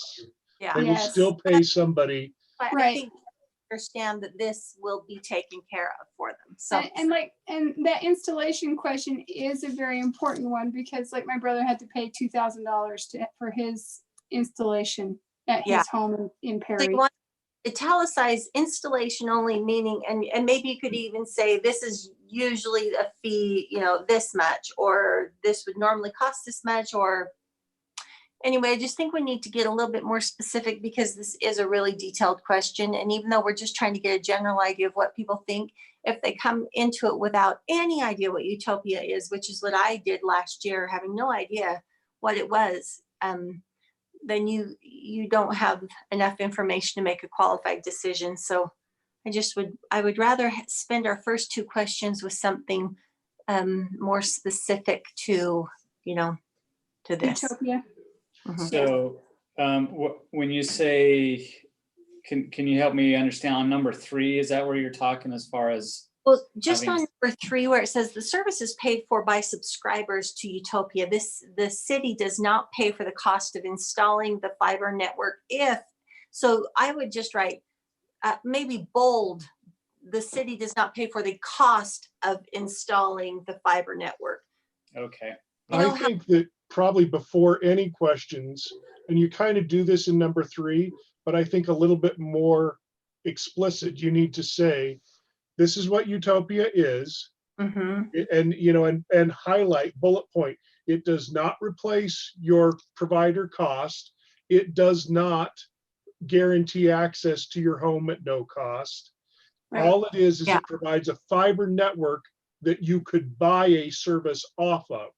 Yes. So when you educate them that much, then the questions become relevant. Yeah. Yes. Agreed. Yeah. Because really, and so at that point, though, I am concerned a little bit about question 4. Are those actual options? Because my understanding was if we don't hit that 30% threshold, then the city carries the rest. Then we carry the rest of it. And I don't care to ask them if they think that they're okay if we hit a 10%, because I don't think they understand that we have to pay the other 20. See, and that's the thing is if you say 10% of homes have subscribed with Then the the- city paying 20%. But they other, you know. and the city is taxpayers. Yeah, dollars. that's taxpayers. Then you'd have to say Right. instead of city pays it, you'd have to say taxpayers pay. Correct, because we don't want people to think the city has a money tree. Yeah. The other thing that I think has to be educated here, because it makes a big difference how you ask or answer any questions. And one of my biggest concerns ongoing with Utopia is when I look at other cities, they agreed to take on Utopia, but only a select neighborhoods have it. And we don't know how many years it will take to get to the others. So you have to kind of make sure that you educate the people that just by answering yes, if you're further out in the city, that doesn't mean you're going to get it in the For next several several years. years. Right, and there seems to be a continuing problem with Utopia not being urgent about their installation. So maybe a question about how long would you be okay with paying for a new utility without having the actual access Without to the it? service being to your doorstep. Right. Yeah. I think that's one of the questions that you use the questions we take out with is, Yeah. what's your patience level? If the city agreed to let Utopia install fiber, are you okay if it doesn't make it to your neighborhood for 1 year, for 2 years, Yeah, for 3 years? Because if everybody says, I'm not going to be patient if it's not here right now, then none of those answers that I wanted, if by that same person, are very relevant. Exactly. I definitely wouldn't lead in with that question. Well, I mean, that sours your survey from the onset, and you basically picked your I answers. agree, but there's a lot of complaining going on in West Point right now. They agreed to bring this on, and only 2 neighborhoods have it. And there are a lot of people saying, why those neighborhoods? Why not mine? How many years before I get mine? It took 6 months to get to the second neighborhood. And my brother paid into Perry paid for his for 10 years before he got a hookup. 10 years. That's, yeah. I mean, I don't want to be sour on this, and I do want people to answer, but we have to kind of understand what this really is. Oh, and I agree. There's a place for that type of question. I'm just thinking like it basically dictates how you answer the rest. I don't understand that. Yeah. So It's maybe really make is. it the We last just question, not one of the inform first them. questions. We just want to inform them. So because I think there are just enough people that don't understand the installation is different than monthly service. And so I just want them to be informed and not in any way a push pull, just that here's the information. Are you interested? Right. And I think that you need one more sentence in here somewhere that explains that fiber is a faster option. It is not, there are a lot of people who still don't know what fiber is. I mean, there's at least half the city does, or maybe not most of the city, but Those of us that are 70 do, because we take it every morning. there's going to be a percentage, especially of your former yellow bracket, that may not know what they're asking. Right. I would actually think it would be a good idea to, in question 1, whatever that ends up being, is provide a link to the Utopia website.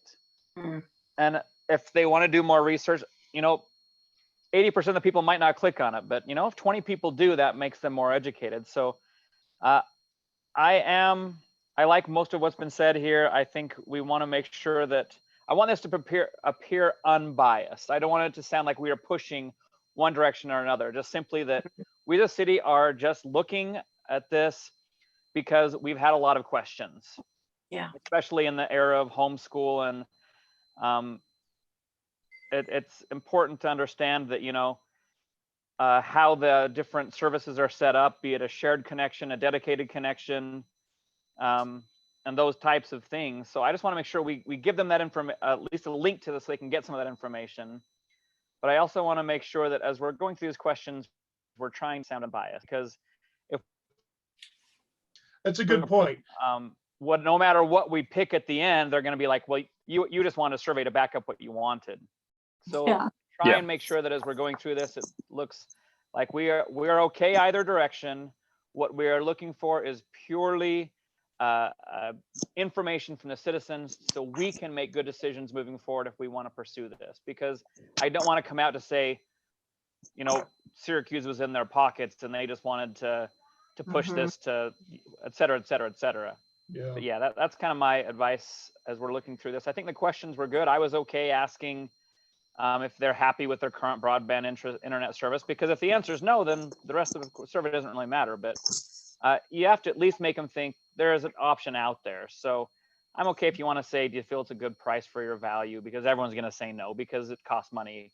If it were free, they'd probably still say it wasn't a good deal. Brody, what But can we we get do? 5 questions, Jordan. Do you really want to waste a question if everybody's going to say no? I mean,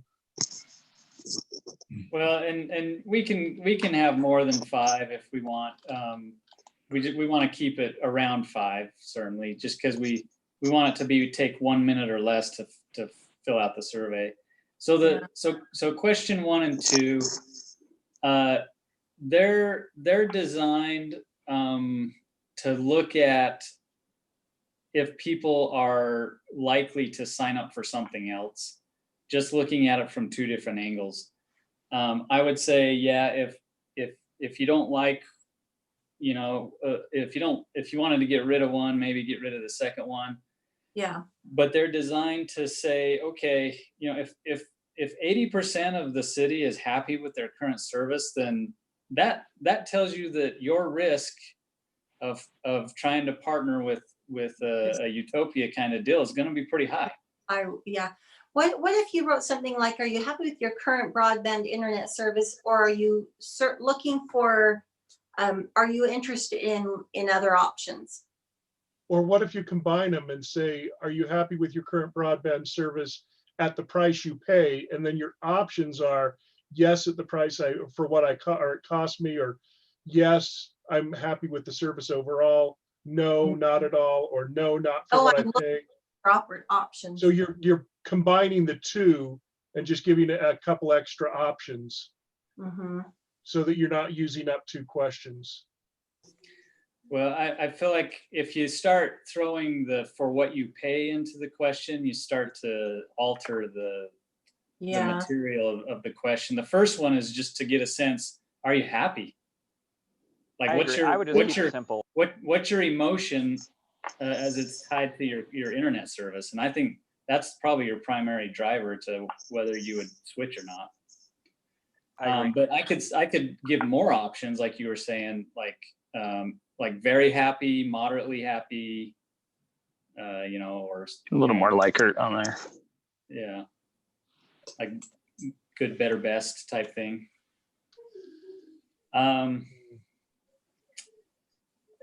So a comment, yeah, I think I need to work on comment 4 or question number 4. So the idea here was to see what level of risk people are willing to tolerate. So if they said, no, I'm not supportive of the city pursuing a partnership, similar to that was described in 3. So if you said no to that, is there a limit, or is there a point at which you know, you would be willing to allow the city to pay? And I don't even know if you want to give them that option, but I feel like I do need to work on number 4 some more. So let me take that back and try to work on that one. To be fair, I guess I'm going back to it's because we know that there's a threshold set by Utopia, not by the citizens. So I'm more comfortable pursuing the people's tolerance for, if we do bring this on, how long are you willing to tolerate it making it to your house?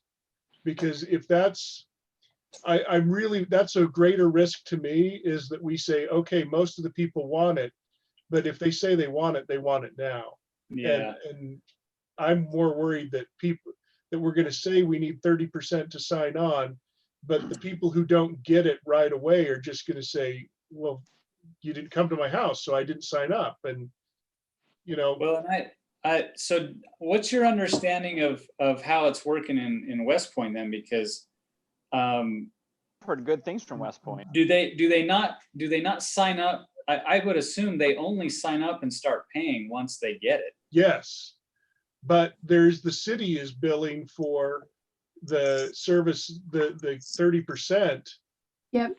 That's the problem, is they have to cover that cost before. Until it tips, huh? Yeah, until it tips. And That's why my brother had to pay into it for 10 years before he got his access. yeah, and that's why people are really frustrated.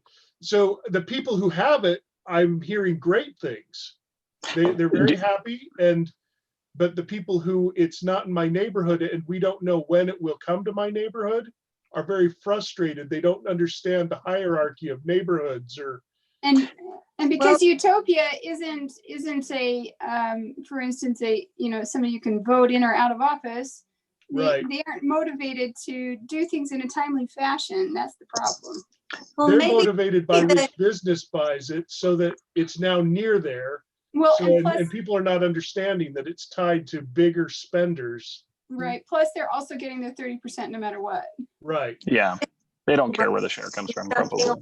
Hey, Mayor, can I make a comment? Sorry, go ahead. I would like to get clarification from Utopia, because I don't believe that's true that the cities have to pay into it until the 30%. I would Well, like to that get was clarification on that was that. the model under which my brother was. So. There were 10 original cities under the first model that is different than how they do operations now. Okay. That's different. So I would like to get clarification on that, just so we know. That's fair. I think we need that clarification before we put a survey out for sure.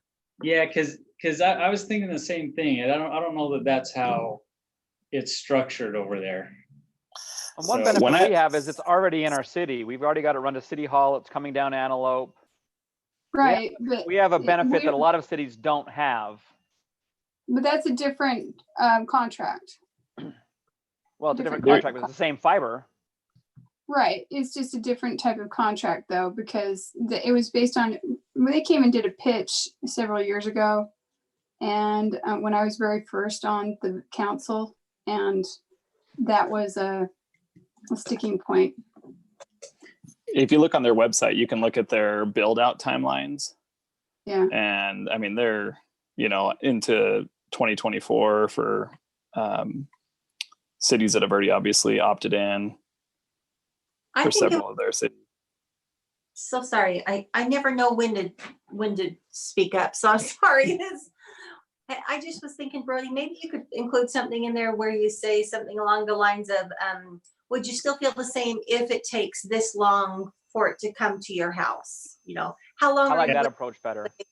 Maybe just a qualifier to see, because if it is possible that some areas won't get it for 3 years, and they need to know that, or if, and maybe we could have Utopia write in a clause if we were to do business with them, that they have to have it all installed by this date, or we won't pay something. I don't know. I don't know if there's some heavy hand that we have there, but If we could get information on how long the average build out time is and put that into the statement, on average, cities that opt in take up to 3 years or whatever it is. Would you be willing to wait up to that time period to receive it at your house?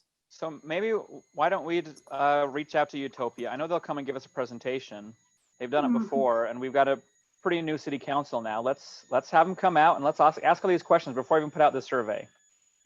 Let's That's just say, fair. hey, you know what? Do we need another pitch? I mean, I'm just trying to, we need clarification, but we could probably get that over the phone.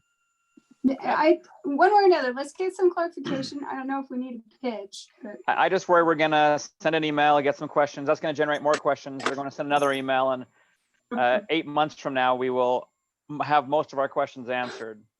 that's a very definite timeline there. 8 months. So let's start with this. Why don't we reach out? Well, we'll have the staff reach out to Utopia. Okay. Get some of the preliminary questions that have been asked already. We'll email those out to you. Okay. And then based on that, we can decide to bring them at the next work session. Good idea. Does that Yeah, I work? like it. I think we have some time on this one. Brody, when were you thinking of running the survey? Well, I was thinking, I didn't know that I kind of figured we wouldn't get through the final survey today. But I think there's a lot more work on it than what I anticipated. I was going to send it out within the next month, but I think we're going to be maybe pushing this out to maybe later in the spring or midsummer or something like that. See, what I'd like to do on this one, since this has so much bearing on what's going to be happening with internet in the city, and I know there's a lot of passionate people about this, I'd actually like to be able to start teasing this in the Syracuse magazine for a couple months. Said, hey, we're going to be sending out a survey about Utopia, have a big thing at the top that says fiber internet or something like that, something where it not only allows us to get information, but also is going to get a lot of people to sign up for that survey service, so that they know, hey, you know what, we're actually asking questions that are going to impact you, and you might want to get in on the action, something like that. I know at what was it, ULCT conference last year, there was a whole advertising campaign about, are you ready to choose? Yeah. Pick one, and they did some cute things in there, and I think we ought to lead up with that for this type of decision. And plus, it would get a lot more people to sign up for our survey, because I would love to have 1,000 more people responding to our survey. So there's there are some two sides to that sword. If you're doing a campaign, then that tends to work more. To have an unbiased survey, you kind of want people who don't know what the survey is about before they're going to take it. Mm-hmm. And so, and that's why it doesn't mean that your results are definitive, because you know, in a marketing campaign, you could sell half the city on this if you're that good. Yeah. But if you're just trying to see where people are baseline, then you don't want to like ramp them up for the survey. Well, in that case, then let's go ahead and do the approach they did. Is they didn't tell them what the survey was about. They just said, are you ready to choose? We've got a decision to make, and a few things like that, just to get people interested in the survey in general, and say, okay, we've got some big questions coming up. Are you ready to choose? Are you ready to pick one? I'm gonna intercede here because of time, but maybe make this suggestion that Steve suggested, maybe, and Brody suggested, maybe some staff research, and for an agenda item, maybe at our next meeting, not in a work session, but just for a report back, what they have actually learned, and then maybe some direction to Brody at that time. Maybe Brody, you could work on those questions that you have concerns for. Yep. And we could read those in advance and then give him some direction at that time, whether we proceed this year or in the spring. You good with that, council? Yes. Okay. Yes. Cassie, would you put that on the agenda just as a discussion again about this? And that can be in the business meeting. Let's talk about Noah. Are you online still? We can still talk about him. We could. I'm ready. You ready, Noah? Where are we at in our agenda? The general plan. The planning items. Okay. Yes, we have 7 planning items. The first of which is Trent Barn. He is wanting to purchase this land highlighted in red. It's on 1900 South, just to the west of the Assisted Living Center, and Tanner Clinic, and south of the Fun Center. He wants to subdivide this piece of land and build a house right there, and then sell off a second lot to somebody else to build another house. Problem is, our general plan has this as commercial because of its proximity to town center. Right. And originally, this assisted living, the plan was to expand and build another one right next door. But it hasn't been gangbusters like they were hoping. So now they just want to sell the land. So, but our general plan was outdated. It's commercial, so it doesn't allow the residential use. So that he came through with a joint application. So he wants to change the general plan, but he also wants to change the zoning. That's the next item. The zoning currently is professional office for this to accommodate the assisted living use. But then he wants to change it from professional office to R2. Just residential zone. Planning Commission held a public hearing. A couple of these neighbors came out and asked a few questions, and we're generally okay with another behind them. Yeah. Planning Commission recommending approval. Sorry, was there a question? No, I said, yeah. Corinne, will you lead us out in this one? Okay. All right. So I think that if we are going to have a residential next to assisted, or I'm sorry, next to commercial, assisted living is a good place to have it. That's awesome. And he's already aware of that. And, you know, he would sell off to somebody. That'd be his responsibility to sell that open spot. I think it's go. Let's do it. David, would you comment because you're the lead on the next one?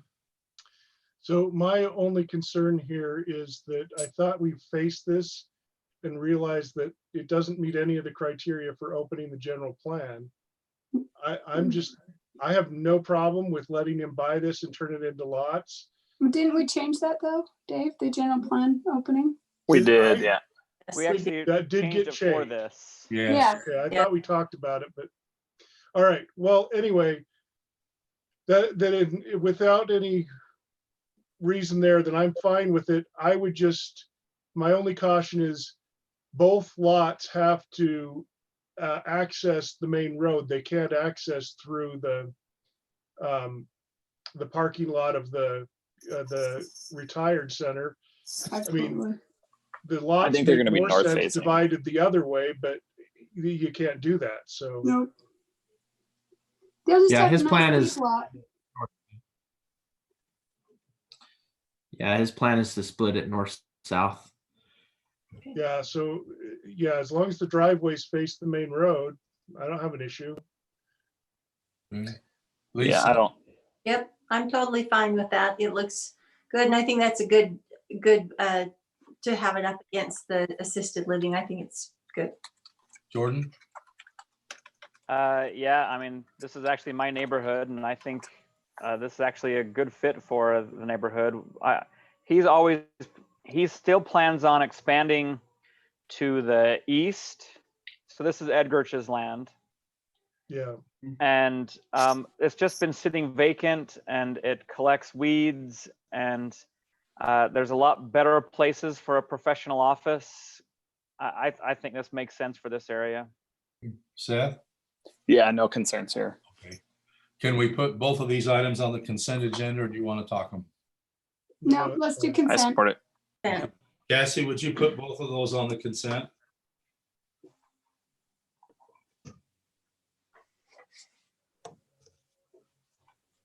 Okay, Noah, item 3. Okay, ADU, accessory dwelling unit. There's a guy who wants to build a little tiny house accessory dwelling, apartment thing in his backyard. Mhm. But he ran into some things with our ordinance that made it a little bit difficult. If you look at the ordinance here, the proposed amendments are in red, and of course, the existing text is black, and then anything that we propose to remove is basically the ordinance for accessory dwellings required that you couldn't have windows facing off to the side, which kind of made his design a little weird for sunlight and the livability of what he wanted to do. And also the setbacks for one of these were was different than what you could do with a shed or a garage. So there's kind of a loophole. A lot of people that want to do these, they'll build a garage technically, so they can put the setback 5 feet away or 3 feet away, however they, so they can get the lower setback. And then they would convert the garage to the accessory dwelling, which is acceptable in the ordinance. But he doesn't, he wanted to be more straightforward and say, no, I don't need a garage. I just want to build this accessory dwelling unit. And so he doesn't want to have to go through a loophole to do what he wants to do. So we've looked at this, and I don't know if you want to go through line by line. I'm assuming you guys have read it. Yeah. Yeah. There were some things, mostly with the setback and the windows and the procedure for. Can we still add a stipulation that we don't want windows aligning with one another? I think the big thing is we don't want windows looking into other windows. Yeah. And so Yeah, I would just, kind of I wouldn't remove it entirely, but I'd like to still keep something that says any windows facing their house cannot be oriented such that is looking in another window. I wonder about that, Jordan, because if we don't have a problem with that in housing, how can we have it in a accessory dwelling? I agree. It doesn't necessarily happen, but there's no ordinance that says you can't have windows that align with your neighbors. And didn't we go through this like years ago and strike that out? I thought this was done. I don't understand. I was all confused why we were even looking at this. Really? Yeah, because I remember thought we having a struck- Still there. conversation about the windows and saying, no, this doesn't make sense. Because it said, oh, they could only have windows that face the street and stuff like that. And we're like, that's silly. Yeah. We don't care. Yeah, if you wanted, we could try kind of rewording it. The way it says now, it says they have to be 10 feet away, so it could still be aligned perfectly to wherever, but it just has to be set back a little bit more. It's up to you. It sounds like maybe the majority of you would prefer to just strike it. I think a homeowner is going to know when that's a problem and when it's not, like if the window's looking into his bedroom window, he's not going to want to do that. You just make sure you wear a robe. Close your curtains all the time. Yeah, I don't think enforcing this on an accessory dwelling unit makes a lot of sense if it's not enforced on a house. Okay, were there any other questions about any of the proposed amendments? Council, what would you think about bringing this back to our business meeting with changes made for discussion and then with the possibility of voting? Yes. Yeah, I think we can work that one out. Yep. Okay. And I would have to say too, that this is one of the mechanisms for affordable housing. Yes. This is one of the. That's why I thought we had already done it. That's Stipulations, yeah. Yeah. So if that's the criteria, so it's just one other thing I wanted to ask about. So I guess in 15, we have B, which says attached accessory dwelling unit shall not exceed 50% of the gross footage of the principal dwelling. And that's, I'm okay with that strike. But on the next one, we say detached accessory dwelling unit shall not exceed 50% of the footprint of the main dwelling. So we're okay if someone builds a second house right behind them and then rents it out? I thought that was a little excessive. Yeah, it's just. Why are we striking 50%? I don't know. That's what I'm asking. Well, the one's internal, the other one's attached. Is that what you're saying? Like A and B? I'm or are just you saying talking about C? This allows them to build a second house behind them and It's of lease equal it out, which size. essentially is a flagpole lot. Right, and we don't allow that. Right.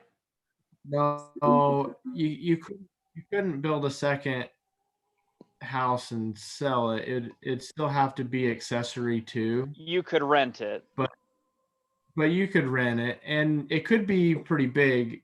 The reason why we struck that or suggested striking it is to bring it into conformance with how we do our accessory structures. So if you're going to build a garage in your backyard, one of the rules is you can't be bigger than the footprint of your house.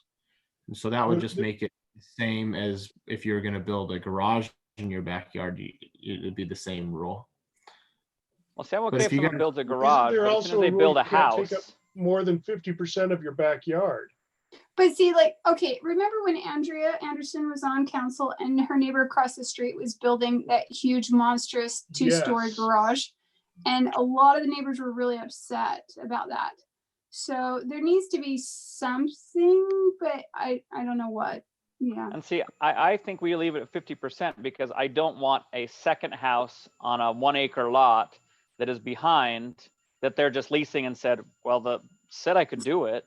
So what they can do instead is build a garage and then retrofit is what. Yeah, but what I'm saying. a 4,000 square foot garage is I mean, who's gonna build a 4,000 square foot garage and convert it? Well, Andrea Anderson's neighbor built a huge 4,000 square foot It garage. did not exceed 50% of the footprint of the house, though. It was huge. It was Yeah. huge. It was. We have another one in our neighborhood that is huge. But That's- see, you're just encouraging more of that You're encouraging more garages. by reducing this. So I And think maybe you're right. I wouldn't maybe- reduce. maybe striking it is too far, but the goal is to, like the mayor mentioned, if this is a strategy to increase the affordable housing in the city, some of these rules are really make it hard to build these. Agree, And but so building a wanna- 4,000 square foot or Yeah, maybe 3,000 we- square foot is not affordable housing either, even if Right. it's We're on the back talking half of your about- lot. It depends on how divided it is. Sure. Maybe you can just limit. Yeah, the it's up to you square guys. footage. Yeah. Prefer to at least have something there. And I would like to add on the addendum that it can't take up 50% of your yard. And that's actually how we do our accessory buildings. So the garage can't actually take up 50% of the rear yard space. So we could And I think Do that should that be the instead. same. Yeah. borrow With that that wording. Woohoo! or do. And that's what I was asking earlier. Doesn't that cover this? No, because an accessory dwelling is different than Different than a accessory. shed. But we could add that same language that we have for accessory structure to the dwelling of no I like more than. that. Mhm. That makes sense. That way it can scale if somebody has say they have an acre or two or something, they Yes. could get away with Do maybe a something little bit larger. bigger.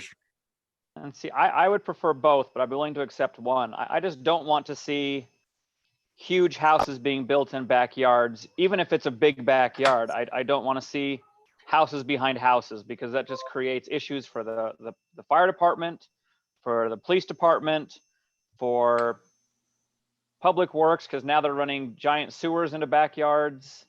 Well, then don't you have the potential to have a small house, big yard, and have a large accessory dwelling unit in the back if we make it so that it's 50% of the. It can't exceed 50%. Yeah, but I mean, if they have this, the reason why I'm okay with garages being the size of a house, and I know it's a bit of a loophole, but generally people are not living in garages. Except for that if they build it and then the next buyer maybe says, hey, look, I can rent this garage out if I just retrofit it. Hmm. No, I actually agree with what Jordan's saying. I mean, there's a reason why we don't do flag lots right now because Right. I mean, a lot of cities do allow flag lots, but most of the time they're cities that have built out and they're kind of doing more infill development. And what times you end up, they're just kind of like Jordan mentioned, for fire response and mail delivery. The person living behind the other house feels accessory to. But a true flag lot, you have a completely separate lot and a completely separate owner.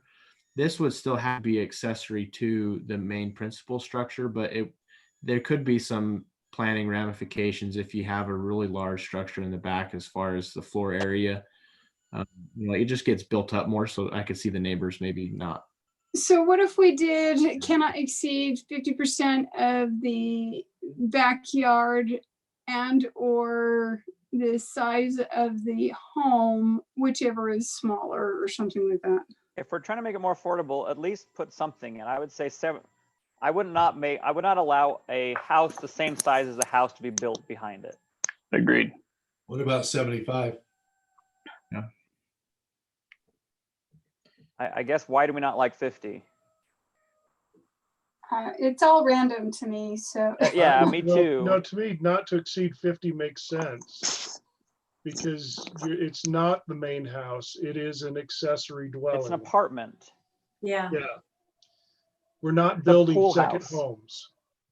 What if you, Well, what if, one thing, one of them is much less imposing. Under 50% feels more like that's an accessory dwelling. But when you are talking about larger lots and larger homes, it can be very imposing on your neighbors to have something bigger than 50%. So I like that nothing more than 50%.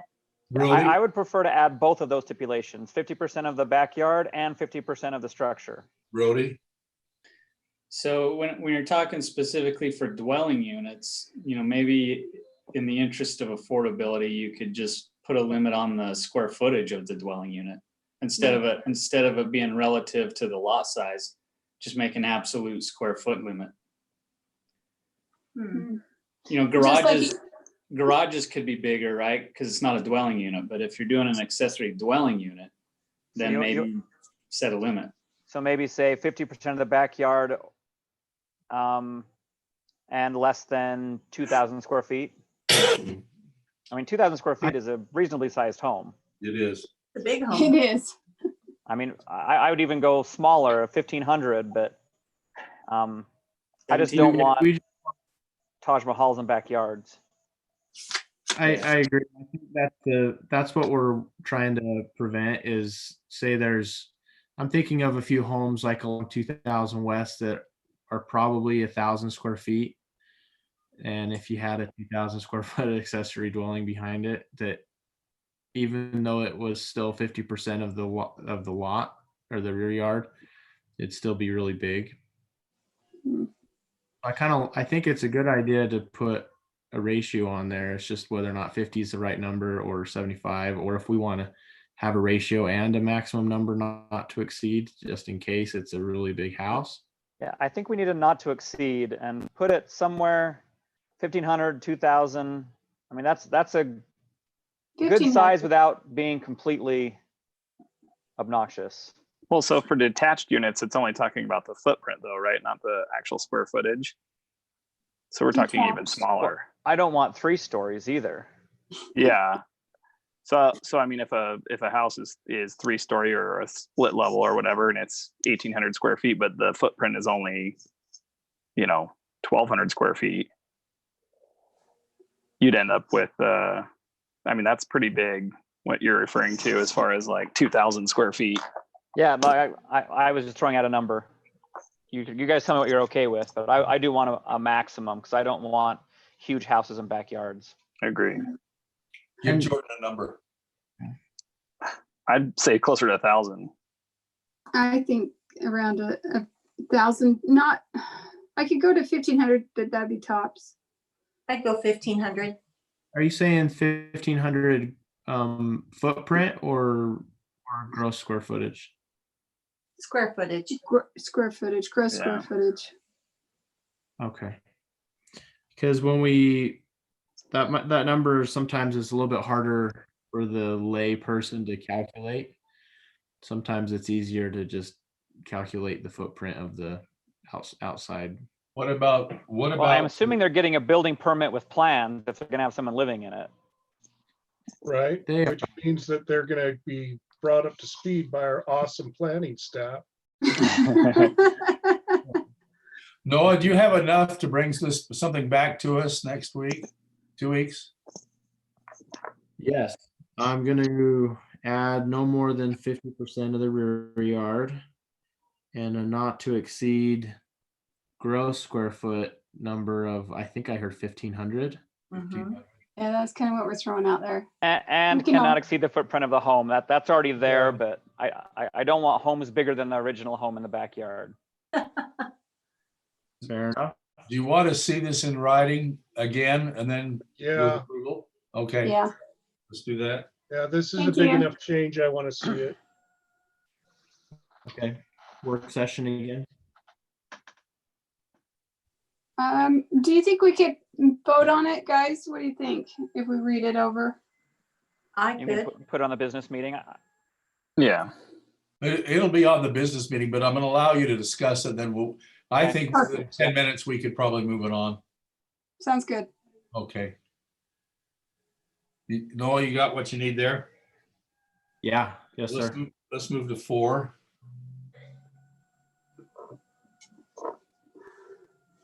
Okay. Criddle Farm North, Phase 4 final plat. This is a continuation of the Criddle Farms, of course. 38 lots. Let me see here. This image doesn't help much. It's 7 south. Let's see if I can.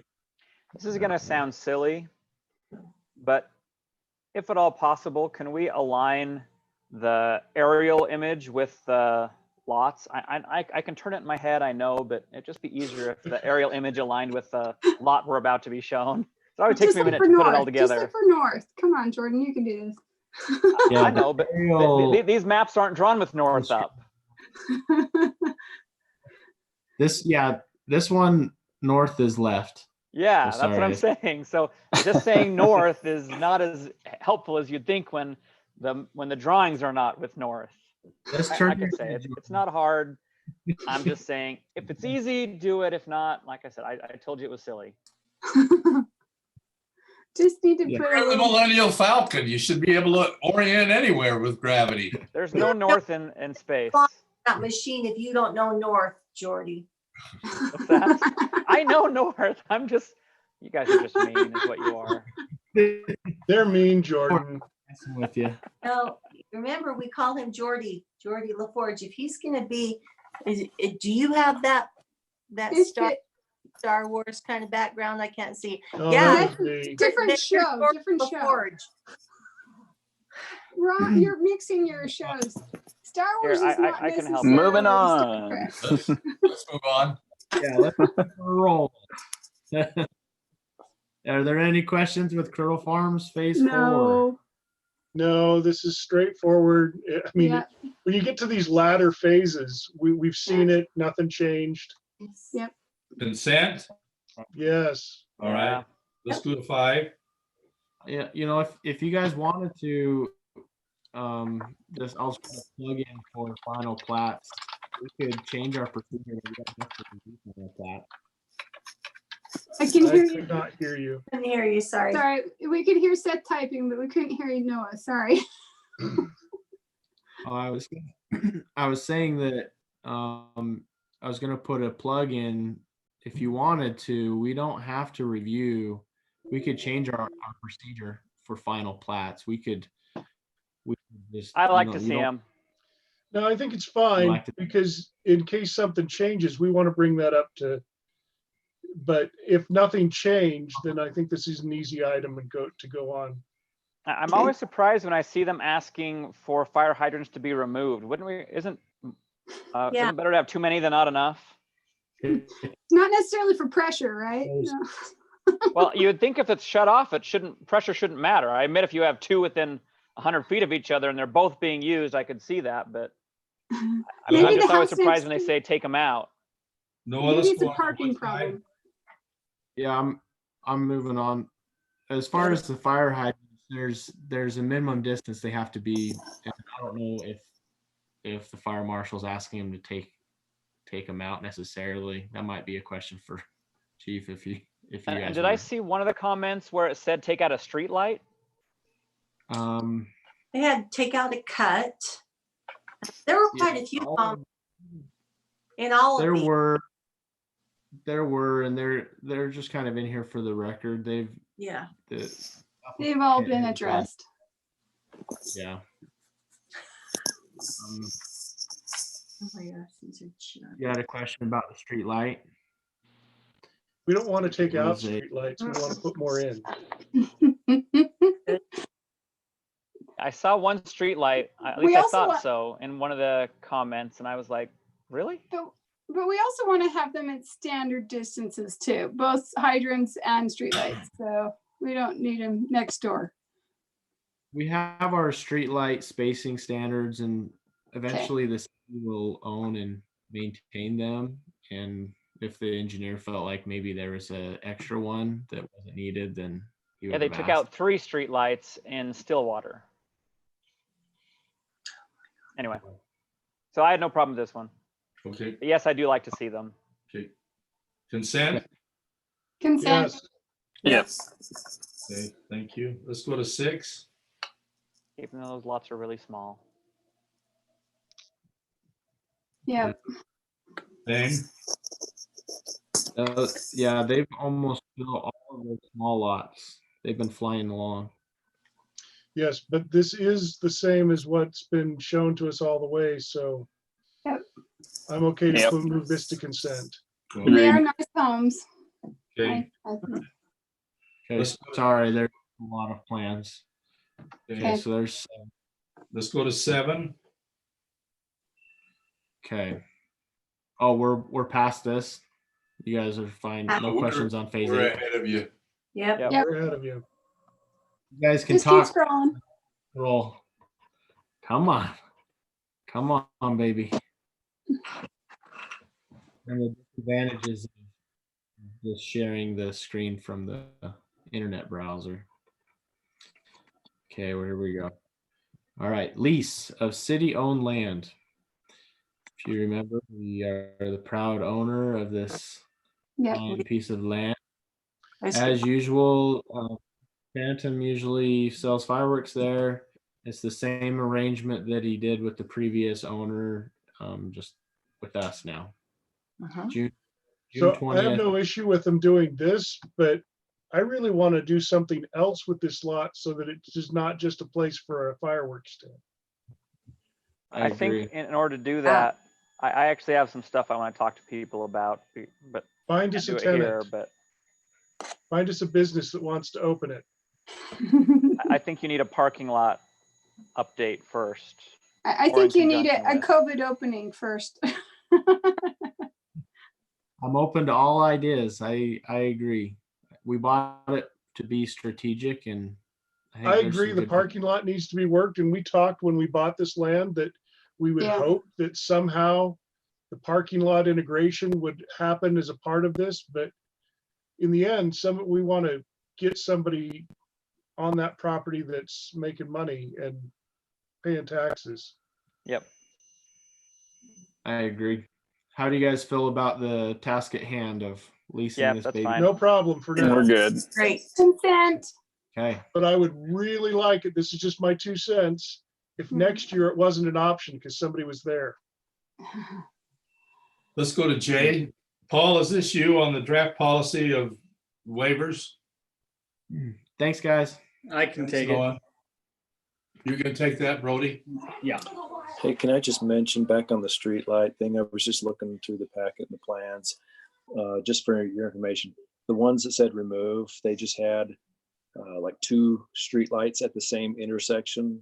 And in another situation, there was just one that was literally just 1 lot away. So it was just an error on CAD. Okay. Hey, Brody? Okay. All right, so this is the fee waiver policy or donation policy. So we had talked about this a couple months ago, and we've tweaked a few things. What we want to do in this discussion is just kind of review the draft, and if there's any further direction you have for us. If not, we'll go ahead and kind of format it into an actual formal policy for adoption at a future council meeting. So the way it sits right now, If it's a 501c3 nonprofit and they want to, they want to reserve a room or facility in the city, it's a 50% waiver. If it's another governmental entity, it depends on if it's just, an occasional event that they come and use our facility, or if it's something that they do on a regular basis. So for example, if the staff at Antelope Island State Park want to rent a room in the community center for a lunch once a year, we would just waive the fee for that. If it's something they're doing, once a month or once a quarter, then we would just negotiate a price with them as far as, through an interlocal agreement. And that's similar to how we run it with the school district anyway, when we rent their facilities or vice versa. Number 3 is meant for sort of economic development as it relates to special events.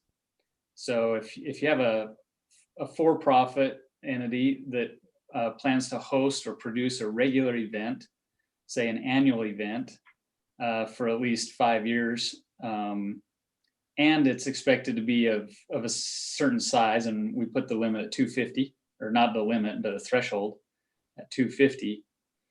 Then they get sort of a graduated waiver. So we'll give them kind of it's almost like a grant of support for the first 3 years so that they can get their event up and running and hopefully growing in the city. And then years 4 and 5, we do a 50% waiver. And then in year 6, hopefully they're at a point where they're big enough and they want to stay here hosting their event, then they would pay the full price. Brody, on this item, I can appreciate the way you just explained it, but I'm more afraid that somebody would come and do year 1 through 3 because it's free and go to another city because they don't want to pay the 50%, or maybe do it in year 6 because they don't want to pay the whole bill. And we will have helped them establish an event that they can take that name and to another city. That was my concern as well. Yeah, so and that is a concern, and that is a risk. I think it's a little harder for someone to totally change their venue that easily, especially if they've built it up, because their participants tend to know where it's at and that sort of thing. But that second part under there says that if they cease within the 5-year time frame or fail to achieve the minimum number of participants, then they're billed the full amount. So we would bill them. Obviously, if it was an entity that went out of business, it'd be a hard time collecting, but it's not like it's a huge amount of money. But what if we did something like in every other year where we'd waive for the first year, give them 50%, and if they came back a third year, we'd waive again, just to help them get established? But I mean, what we're saying there is it's not, I don't know. I'm worried they'll leave when it's not free anymore. And there are plenty of things that have done that. I do see that where you have them sign a contract, it says if planned events cease within the 5-year time frame, they get billed for everything. So there is a penalty attached to not doing years 4 and 5. So yeah, I forgot about that. I'm okay with that. Yeah, this is a contract. Yeah, they have to. If they fold, there's nothing to collect on. If they fold, then we weren't going to get years 4 and 5 anyway. But also the fact they won't be using it years 4 and 5 too. I think generally people come into these and they mean to develop an event and have it here, as long as we're willing to host. I don't know that, generally people aren't going to come in here with an eye towards, taking advantage of us. If they're at a point after year 5 where the city's fees are keeping them from being here, they're probably not doing well, because the city's fees are a very minor part of their operation. What about if we flipped it to where the first years are the reduced fees and then over time they've earned a fee waiver? It's an interesting thought. So say that again. So like what if we Reversing. reverse it? Yeah. To where basically if they've been here, some longevity is established, that's where they kind of get to the point where it's completely waived. Okay. Is there any And, logic behind that or? I think it encourages longevity. The way it's written now, it primarily assists them when they're sort of fledgling and strapped for cash, perhaps. Yeah. Anyway, but I think it's also a little pro economic development too, to sponsor them in the early years. Yeah. I don't So have an again, issue with it as it is. Yeah, and I'm okay either way. Just remember they commit for 5 years up front, so they are kind of saying, hey, yeah, we're gonna establish here. The other thing I would think about is maybe do like a 25% the first year, and after, or even the first 2 years. The reason I hesitate to go for a complete fee waiver is there are expenses the city has, cleanup, maintenance of facility. I think with anything, we have to establish what's the minimum expenditure we have and make sure at least that's covered. I thought that was covered in the deposit down below. So that's like, if they leave a mess or do damage and things like that. But we have, that doesn't really, let's say that they do clean up, but we had to get ready for them. We still had to, if you're assuming that they're not are always going to lose their deposit. Our 100% fee is the minimum to cover our costs.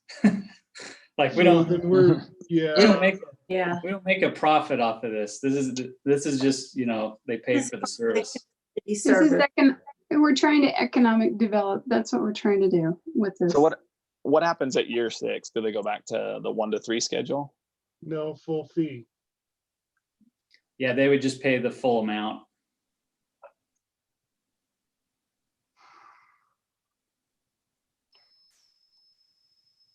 Give me an example of something like this. Help me place the. So at Jensen Park, so one example, they didn't request any waivers or anything, but the Lantern Festival at Jensen Park last summer or fall, whenever that was, that had over 250 people. They would qualify if they were going to stay. Yeah. What about the Brine Man? Yeah, the Brine Man Triathlon. This is probably their 4th. This would be, I think, their 4th year doing it.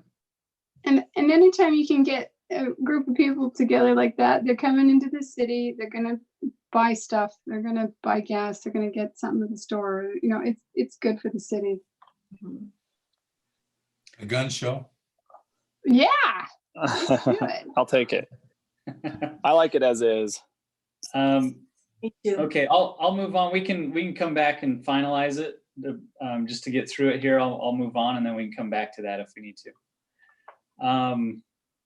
So that's the kind of general who's eligible for a fee waiver. And then we go into an outline of whereby an individual or a non-corporate organization receives a fee waiver. Okay, sometimes we have just like a family who will put together an event to raise funds for someone who has an illness or something like that. And so they might do a 5K, and it's not a huge event, but there might be 100 people. So for those in the city's effort to kind of contribute to the fundraising for that individual, the proposal is a 50% fee waiver. And then if there are individuals, sometimes as just a service, they may come to the community center, perhaps, as an example, and they'll do like a tax preparation class or something like that. As long as they are not selling or advertising a product, or a service, then we would waive the facility rental only. If there are service charges where we have to have someone there, like staffing, they would still have to pay for that. I think it's fair. Yeah. And then the city, this is something that you asked us to add at the last meeting. The city may cancel any fee waiver or deny the request of an applicant based on a history of non-cooperation, uncleanliness, or scheduling, if we have scheduling conflicts with full paying applicants. So that kind of gave, the idea there is mostly this would apply to Cresta and her department, that they would give her discretion to say, hey, we've had a tough time with your operation. We're not going to grant you that waiver. Yep, I like that. Makes sense. I like giving Krista some Some power. And then we've got the deposit clause. This is the limited time frame on scheduling is something that you suggested at the last meeting. So what this is saying is we would only schedule anything that's going to have a fee waiver. You can only schedule within 6 months. And that's unless you have a contract with us under the 5-year agreement. So, if someone wants to come in and have just a one event, they can't schedule it more than 6 months out. And that was to help, full paying customers schedule their events. Yeah. I like it. Okay. That makes sense. They can't like cherry pick days. Yeah. Okay. And then as far as sponsorships go, so regardless of everything above this, the city council at any time can agree to be a sponsor to an event. And once we're a sponsor, then we can do fee waivers, fee reductions, donation of goods or services. And then we would request something in return, like publicly recognize the city for the donation, through the flyers or advertisements and stuff like that. Our big one of those is Ride with the Kids with Willies. Mm-hmm. So I'm just going to throw this out there because it's a concern. I don't know that it's a concern that ends everything, but when we struggled to make ends meet in departments, we really put it to departments like Cresta's to say, you got to charge fees that are covering the costs of us doing the business of the city, because we got to at least break even. The more we get into waiving of fees, the harder that is for them to accomplish said task. So I'm always nervous when I can find instances where this applies. And as a city, we want to help grow events and things, but we also want to break even if we can on our costs. And that's all we ever asked out of fees. You just said that, this isn't like we make any money. We're just breaking even on fees. So we're making it even harder for her to climb that hill and do what we asked of her department. The second part is, let's say we had park space and we have a baseball tournament that wants to come in and buy up all of Founders Park do a 5-year contract, and they're making tons of money off of that. It just seems like there ought to be some stipulation where in order the first 3 months or 3 years free, that they need to show that this is something, I don't know. I guess I'm just concerned about, I know we want sports leagues, but at the same time, we need that they are rather intensive to clean up after and things like that. I don't know. Well, That's I my think thoughts. the whole point of having a policy like this is to stop it from having every time somebody requests this, that we have to bring it before staff and have it on an agenda, and it becomes time and effort intensive. And so I think it is smart to have something, a policy already written up and ready to go. I think there are a lot of stipulations in place too that give us continual power to say, and we can always revisit this. If we find that it ends up costing us far more than we expect, we can revisit it. But I also think that going to suggest that that everything has to have a fee. Well, we don't have a fee to attend Heritage Days unless you're going to ride the rides, and that costs us a lot of money. And we don't have a fee for the Easter egg hunt. And there are quite a few things that we provide just as part of the community services that we have. So I don't have no think. problem with any of those. What's that? Well, I'm good with all of those. I guess my only thing is, I agree with Dave that I want to be careful that just because you have 250 people and want a 5-year contract, we're going to give you your whatever facility you want for 3 years. Sure. Would we want to grant a fee waiver to somebody that was in competition with the city? I think not. We have a Parks and Recreation program, and leagues coming in and wanting to do that Would are be in direct competition. with the city. I Right. don't think we respond to that with fee waivers. But at the same time, we are trying to get tournaments in the city. That's the whole point of the regional park and doing it the way we're doing it, is to get some of those tournaments in. But I just want to be careful about setting a policy where we just say, yeah, we're happy to give you the facilities for 3 years. I think if we're doing anything over 250 people, that really needs to come before the council. Yeah, that's fine. I just think that we do still need this policy in place, and we can look at something like the excessive amount of people that will be coming, because for sure, if you have 250 participants, you're looking at a lot of staff requirements. Well, yeah, I think that's one that's a sticking point. Everything else I'm fine with.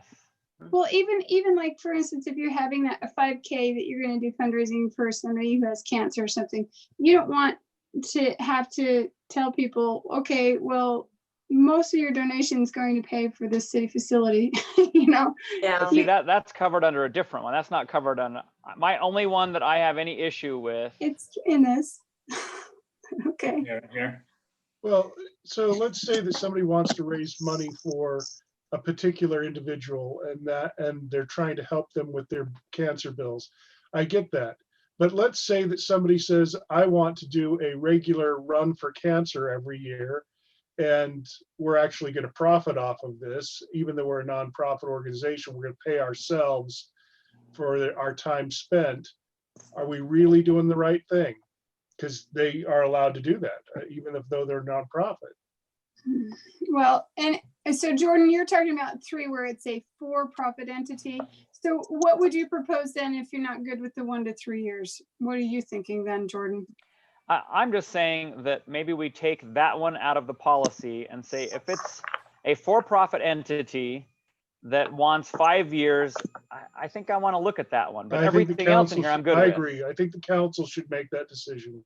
Okay, so why don't I say right here at the bottom, this waiver / reduction is administered through an agreement with the entity pursuant to an appearance before the city council, or to something to that effect. I can add that in number 3, that this is subject to approval by city council, essentially. Okay. Does that make sense? Yes. Yeah. Where it's a for-profit, that's fair. Does that I can live with that for you, Jordan? Yep.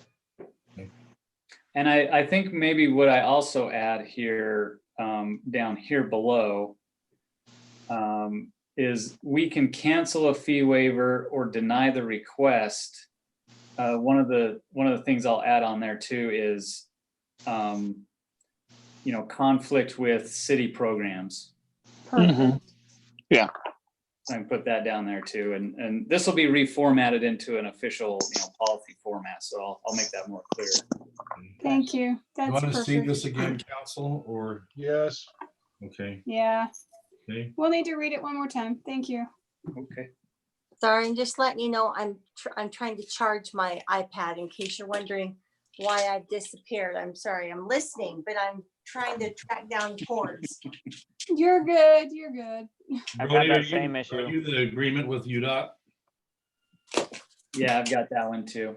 Okay. Okay.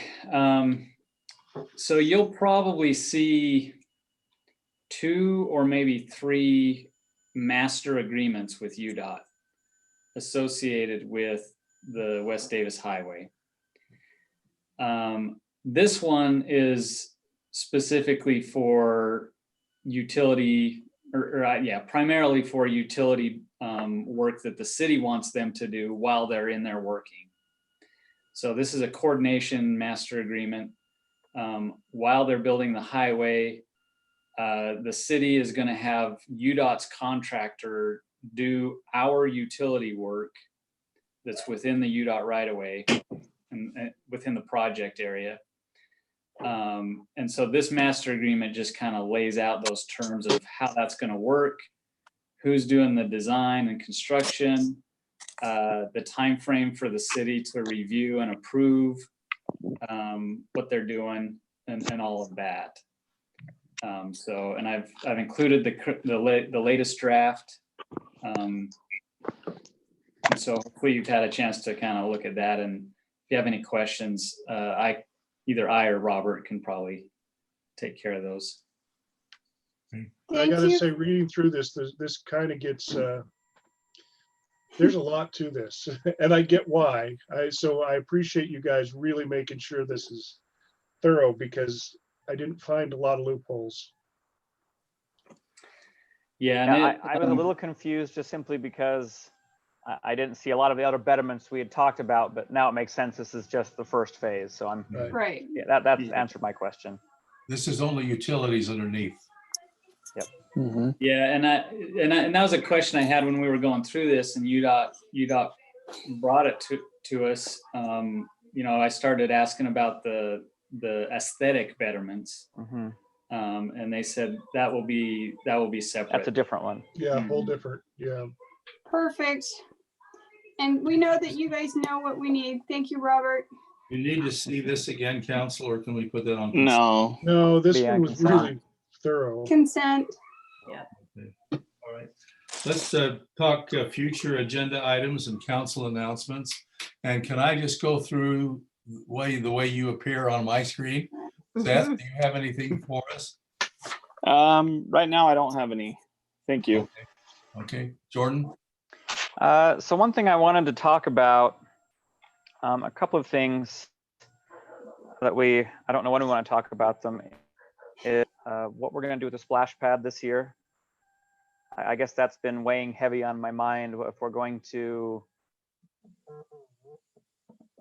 I just got muted by host. Can you guys still hear me? No, I can hear you. Okay. I was just curious about that, kind of making plans for splash pad and figure out if we're going to open it all this year or if we're just going to not do anything this year. So that, and then also I wanted to discuss along with that, we wanted to try the splash pad out for a year.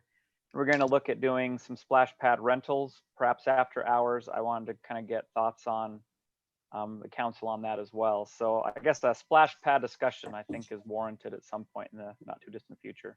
Brody, do you want to talk that at all right now, or? Well, just to the what we're doing with it for the foreseeable future, Cresta's been in contact with the Davis County Health Department on, because we have to get an annual permit. It's kind of like a swimming pool.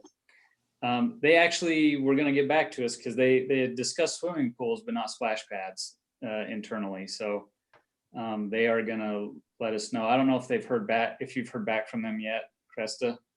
I have not heard back from them. They were kind of waiting to see what the governor was going to say this next little bit, but what they did say is they were going to be following the guidelines of the governor very closely. So if they are not going to do, I mean, if the splash pad, like Brody and I discussed, that's kind of a mass gathering, not huge, but large group. Because you open that up, you're going to have, 300 people there right away. And there's no way to keep people apart. No, and that's what they said the difference is the pool is, because with the pool, you can keep it down to you can only be in one lane and you can, have so many people come in, but we can't do that. And without people touching and running into each other, we can't do that. So Brody, I think that they were going to try to get that out the next week, they said. Okay. As for rental, yeah, that's something we can do on a different, on a future council meeting though. Yeah, we can, well, let's put that on a work session. But I think the thing we need to get through,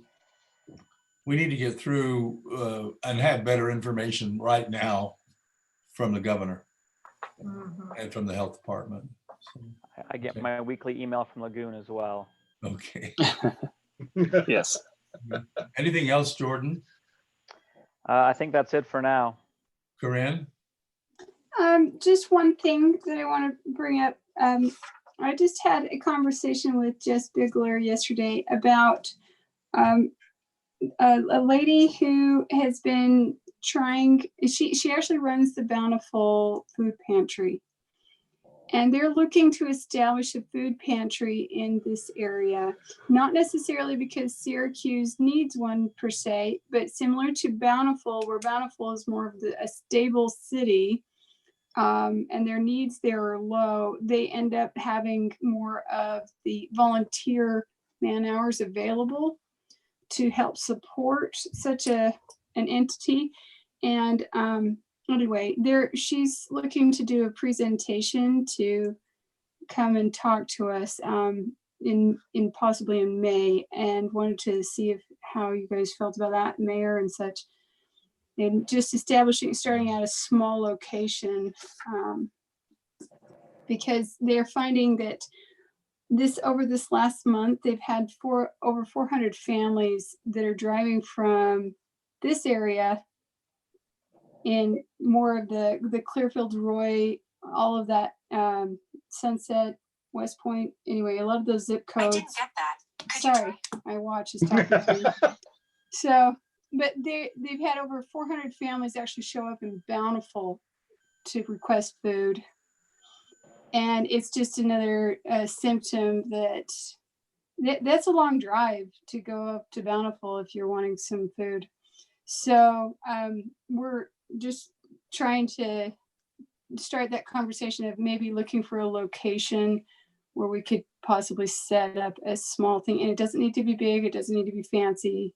And anyway, just to hear her presentation, first of all, and how that would go, because I have no clue how this would work. Is this Jess that would like to come, or the director of the food pantry? The director of the food pantry. Anyway, yeah, it would be the director of the food pantry. I'm sure Jess would probably come as well, but it's the director of the food pantry. And there's two ladies that are not necessarily, one's with Bountiful and one's just, I can't remember with the state, but anyway, she would want to do a presentation in either one of the meetings in May. Would that be okay? I don't know what our agendas are like in May. What do you think about that, Mayor? Let's put her in the work session in May. Work session? Okay. I'm so confused on which one we're on right now because we're not meeting in the building. Is that the first one or the second one? The second one. One in May. Okay, second one. Fourth Tuesday of May. Fourth, got it. Cassie, can you put that on that work session? Yep. Okay. I'll have Jess contact whatever Cassie. I get from Jess. Should I send it to Cassie? Cassie. Yes, ma'am. Yes, sir. Excuse me. Sorry. Okay. Thank you. That's all I have at this time. David? So one thing that people are bringing up that's a real concern from the Arts Council is what the future is going to be for them. They're asking me all the time when the community center is going to open and if they'll be able to use it. But I've told them this already, and I don't have an official answer, but I'm hearing rumors from the high school that they just might keep all the schools shut down for the summer. If that were to happen, not only would that affect them, but it thought occurred to me it would also affect your pageant folks if they don't have a facility available to them this year. They're postponing. We're already looking into alternatives. Okay. Thank you. Just crossed my mind when I realized to them they may not have a facility this year. So if anybody hears anything official, please pass that on. And yeah, the pageant people are actually looking to even push it out to the fall possibly, because if you can't get people together. Shelley Thorne just posted something, I think he said August 15th, something like that. Yeah, Right. one of the And then- challenges there is people are starting to speculate there'll be a second wave coming in the fall, and of course, we have no idea what that's going to We be. have no idea even if there will be, since this is Yeah, a novel again, virus. No I don't know how they're idea. I predicting get that. it. I'm just saying that, we're living in a weird world where we don't know what's going to be available. And Yeah, so- they're even talking about possibly doing a virtual event, but we're just trying to do better late than never kind of idea, and we're playing it as they're trying to play it as they go, see how it goes. Okay, well, that's certainly something that we're still working on. Just to add, the school actually is the one that contacted her and canceled. So I Right. told the Arts Council to be prepared. It may be coming. Yeah, and I did as well, because I'd heard that, but it's not official. So, but At the end, I have one more comment I want to make, if that's okay. Go ahead. It's actually on a different topic. I was just logging an interrupt. Go ahead, Jordan. What's that? Go ahead, Jordan. Are you through? I'll Dave? let Dave finish first. No, go ahead, Jordan. Well, mine is just something about Jensen Park that I wanted to discuss, but again, can wait till the end. Okay. Dave, do you have other things? So that's one concern. And then as a future event, I'm going to need to bring forward, we talked about a group that may want to invest in our city I need to bring that group forward. Okay. Why don't we set up a meeting with you and Noah and Brody, and let's talk. Okay. Okay. We'll do that. What's a good time for you? We can gather in 20s now, right, Brody? We can gather first, I think. On Friday. I think that was May 1st. May 1st. Mhm. Okay. Okay. Just 2 days away. I'll send out an invite. Okay, Friday's good for me. Okay. Okay. Lisa? Okay, just one other thing. Brody, do I need to bring up what I asked you about this afternoon? Which one? The first one about the Fields property. I don't know where to bring I think that that's up. something that would have to be like on the agenda to Okay. discuss it, but you can bring it up to put it on the agenda. Okay, so just curious, and this is nothing firm at all, but just curious if we could talk about maybe what the future is going to be of the property the city acquired south of the Fields Right. as a future agenda item. Good. Let's put it on the work session in May. Okay. Cassie, can you do that?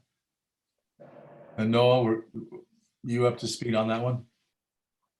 I'm sure he's not. I just talked to Brody today for the first time. Okay.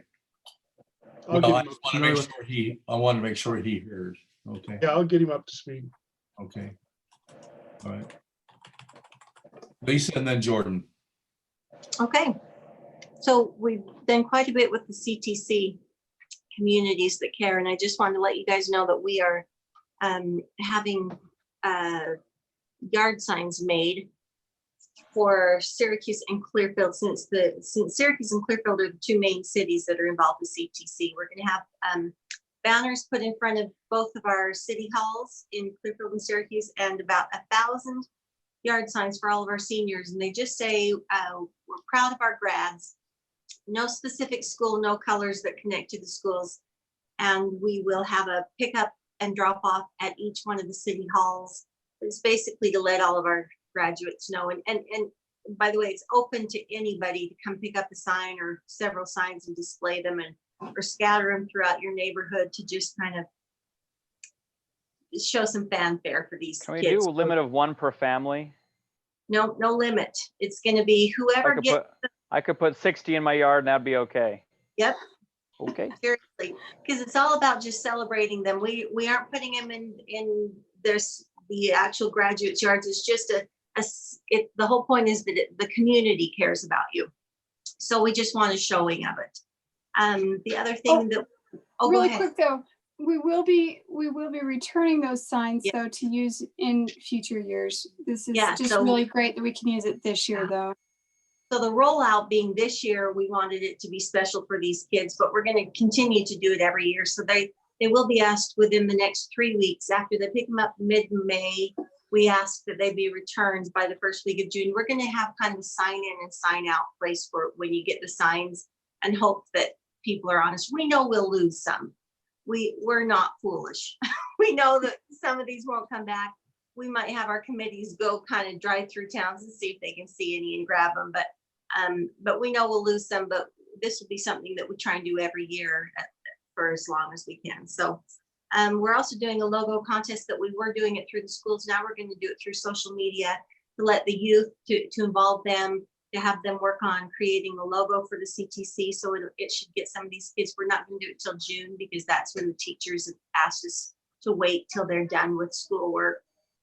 We also got an updated list to the Chamber of Commerce, to an updated business list, thanks to Noah and his secretary, to help us get an updated list of businesses in Syracuse out there, so that and they sent it out to all of the chamber members, and they have a link to it on their website and Facebook page now, so that anybody who really wants to help support Syracuse businesses, especially right now, have access to know which businesses that they might not have considered going to. So they also doing a bingo for the community and businesses. Maybe Corinne, have you said anything? I can't remember if you've brought it. No, I haven't, but I do need to, we need to try to get that sent out more. And Jess was going to send out another link again, but they were allowed to buy $25 gift cards to local businesses in Syracuse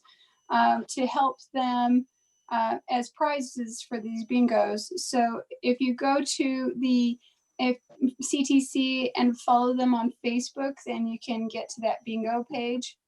And it's really awesome. And it's for everyone to participate. And it's pretty cool that it's just a little gesture to say, hey, we're thinking of you businesses that are struggling. Yeah. And here's your little gift card to go and help them out. Yep, good way to connect the community to the businesses and the just bring everyone together. And then Jordan and I and several staff members worked on the money to kind of help the loans to help some of the businesses who are pretty hard hit, and we were able to send all that money out, I believe. So anyway, that's what I had to update. Thank you, Lisa. Jordan, you want to insert something here, and then Seth? Okay, so a couple things. When did we decide we're going to do the park naming of the linear park? Do we have that on an agenda? That was a school thing too, and yeah, it was. COVID And so got in the way. I think we decided we weren't going to wait until. We have it on the agenda for the March 26th work session meeting. March 26th? Which Or, one? sorry, May. May 26th. Okay. On a couple other things. So I was at Jensen Park. I've been spending a lot of time there, and I just in talking to people, a few comments I heard a few times is, what are we gonna do with that boat ramp that we have sitting there? The boat ramp, I think we had a boat ramp that went into the lake originally, and it broke, and it's just kind of crumbling in pieces. It just doesn't look good at all.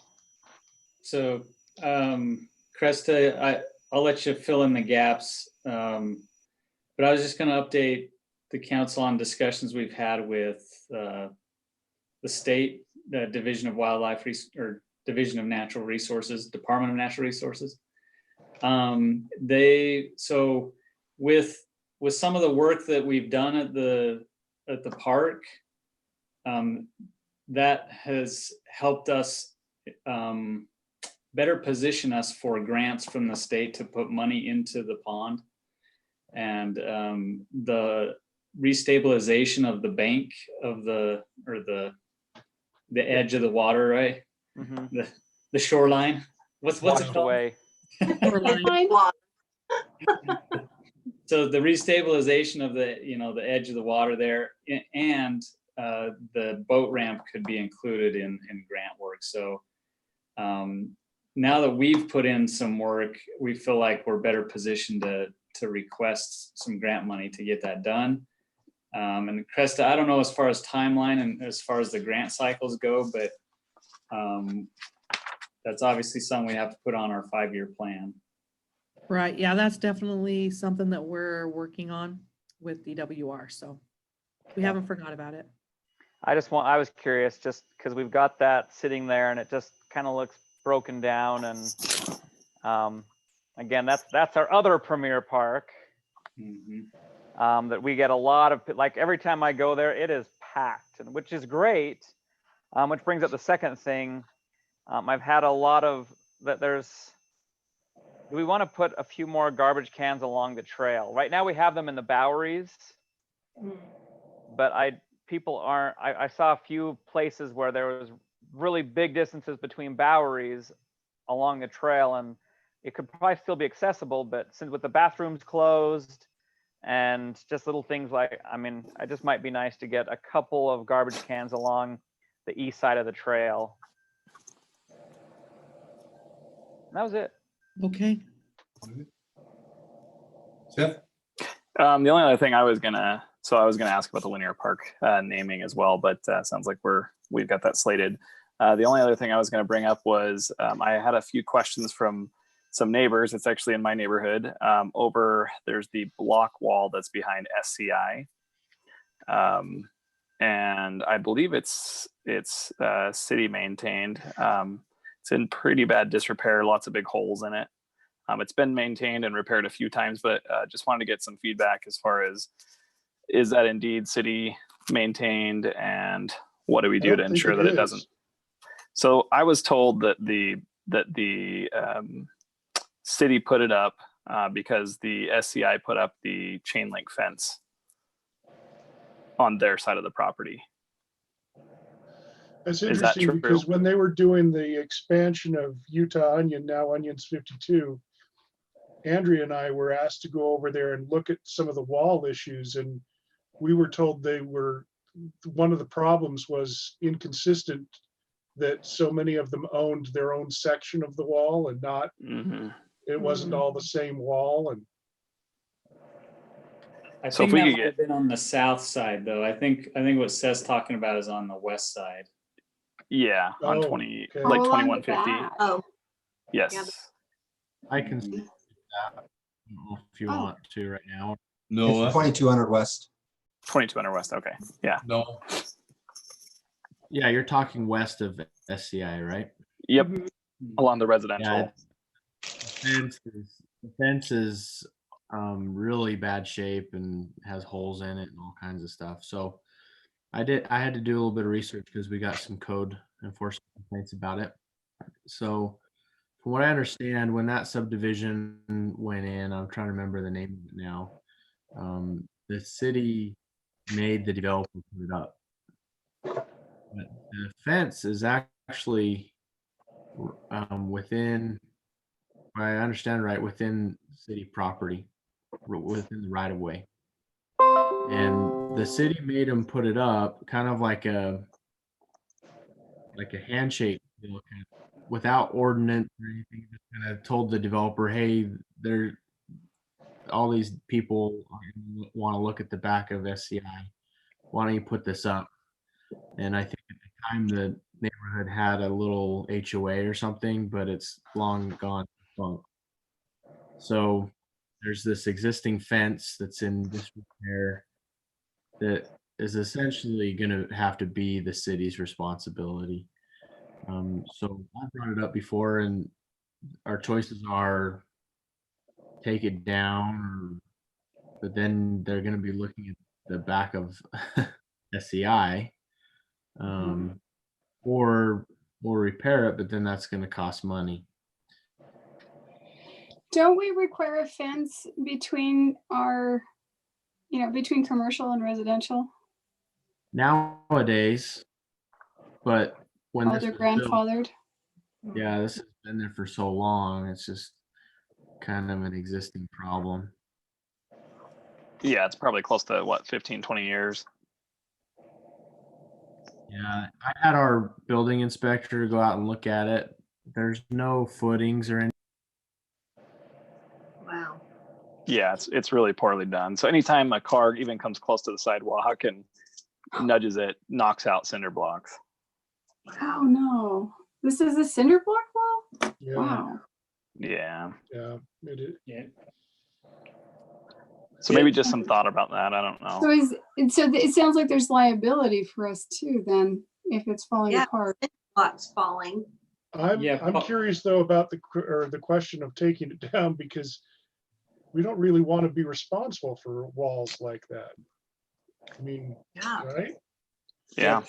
Paul, maybe Paul can chime in on the city's liability there. Sure, yeah, we don't want to be responsible for those, but I think in this case, with the circumstances as they are, we are, because it was built across the road by the subdivision, by the developers on right of way. It wasn't, the business didn't want it up there. It was only put up because the city required it, and we don't have any agreements or anything because it was just sort of, you have to do it, so they did it. Yeah, we'd rather not take care of those walls, but I think in this case, we think we have to. And certainly there's, if it's in city right of way and if we're responsible for it, and if it does injure someone, then we could potentially have some liability there. Yeah. So this would be my recommendation is, sounds like we are responsible for it. What is everyone's idea if we're gonna have to replace it? Would we be willing to reach out to the business, say, we will pay for the wall if you will put it up on your property, at the edge of your property? That way it protects them. It protects that, because they get the protection, but then the wall is theirs, and it's out of our hands after that. Do we need to put this on an agenda? Yeah, I think we should have this scheduled. Yeah, and then maybe we could also do a little groundwork, with the business and see what they're interested in potentially as well. Yeah, it sounds like we need to pay for it though, but I would prefer not to pay for it in perpetuity and let someone own that wall besides us.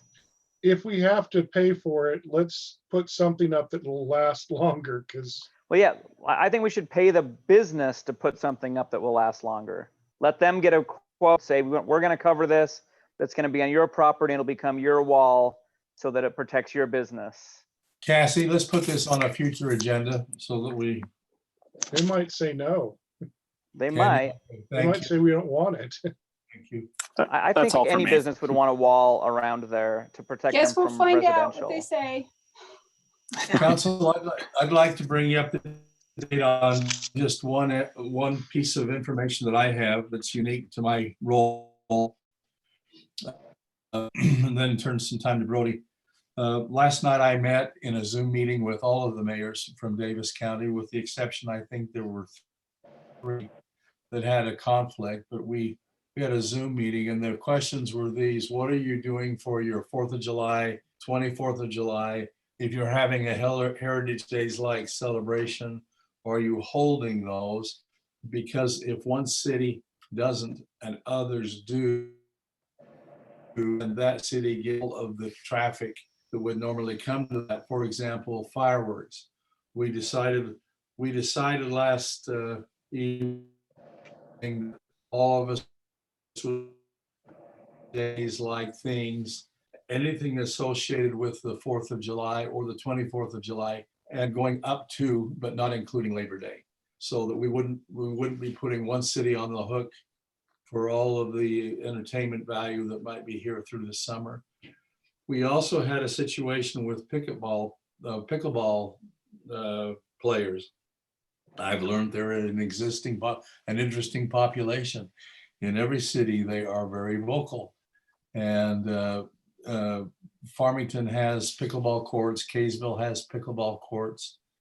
And the decision was made last night that they would remain closed. Now, they're not closed by any edict. Brody, are they, the health department hasn't closed those? No, sport courts are not closed. Playgrounds specifically are closed.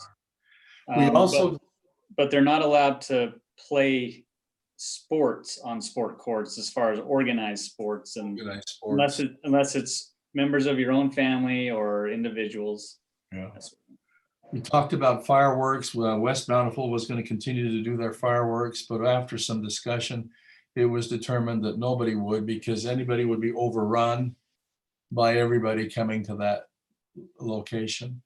Now, I was quite proud to be a Syracuse resident there last night, because I learned that most of them have held EOC meetings, but not on any regular basis. They've done it a couple of times maybe, but we are the only city that has a partially activated EOC that meets regularly. It's now meeting on Mondays and Friday mornings. And they asked me what we were doing in relationship to closures of anything. And we are now under a stand down from about everything until May 15th. And after a discussion last night, they adopted our position on everything, that playgrounds would not be reopened until at least May 15th, and then waiting for further direction from the health department and from the governor. So I was really proud of what our EOC was doing, because I found that the other cities were not quite as organized as we are. And Brody, thank you for bringing us into that role and that position.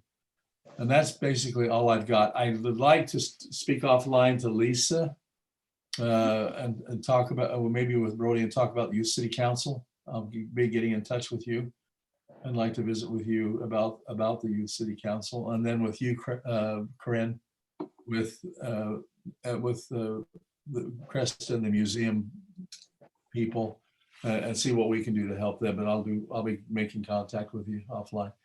Brody, do you have something that you'd like to? Nope, just a few things in closed session, but nothing for this one. Okay, who needs to stay for closed session, Brody? So Noah and Robert, Steve and Kresta. And Mayor, I actually set up a separate meeting for that because it's password protected. So we'll have to end this meeting and then check your email for the link to the new meeting. Okay. Let's leave this one. There's no need for adjournment, but we'll reconvene in that meeting. Thank you.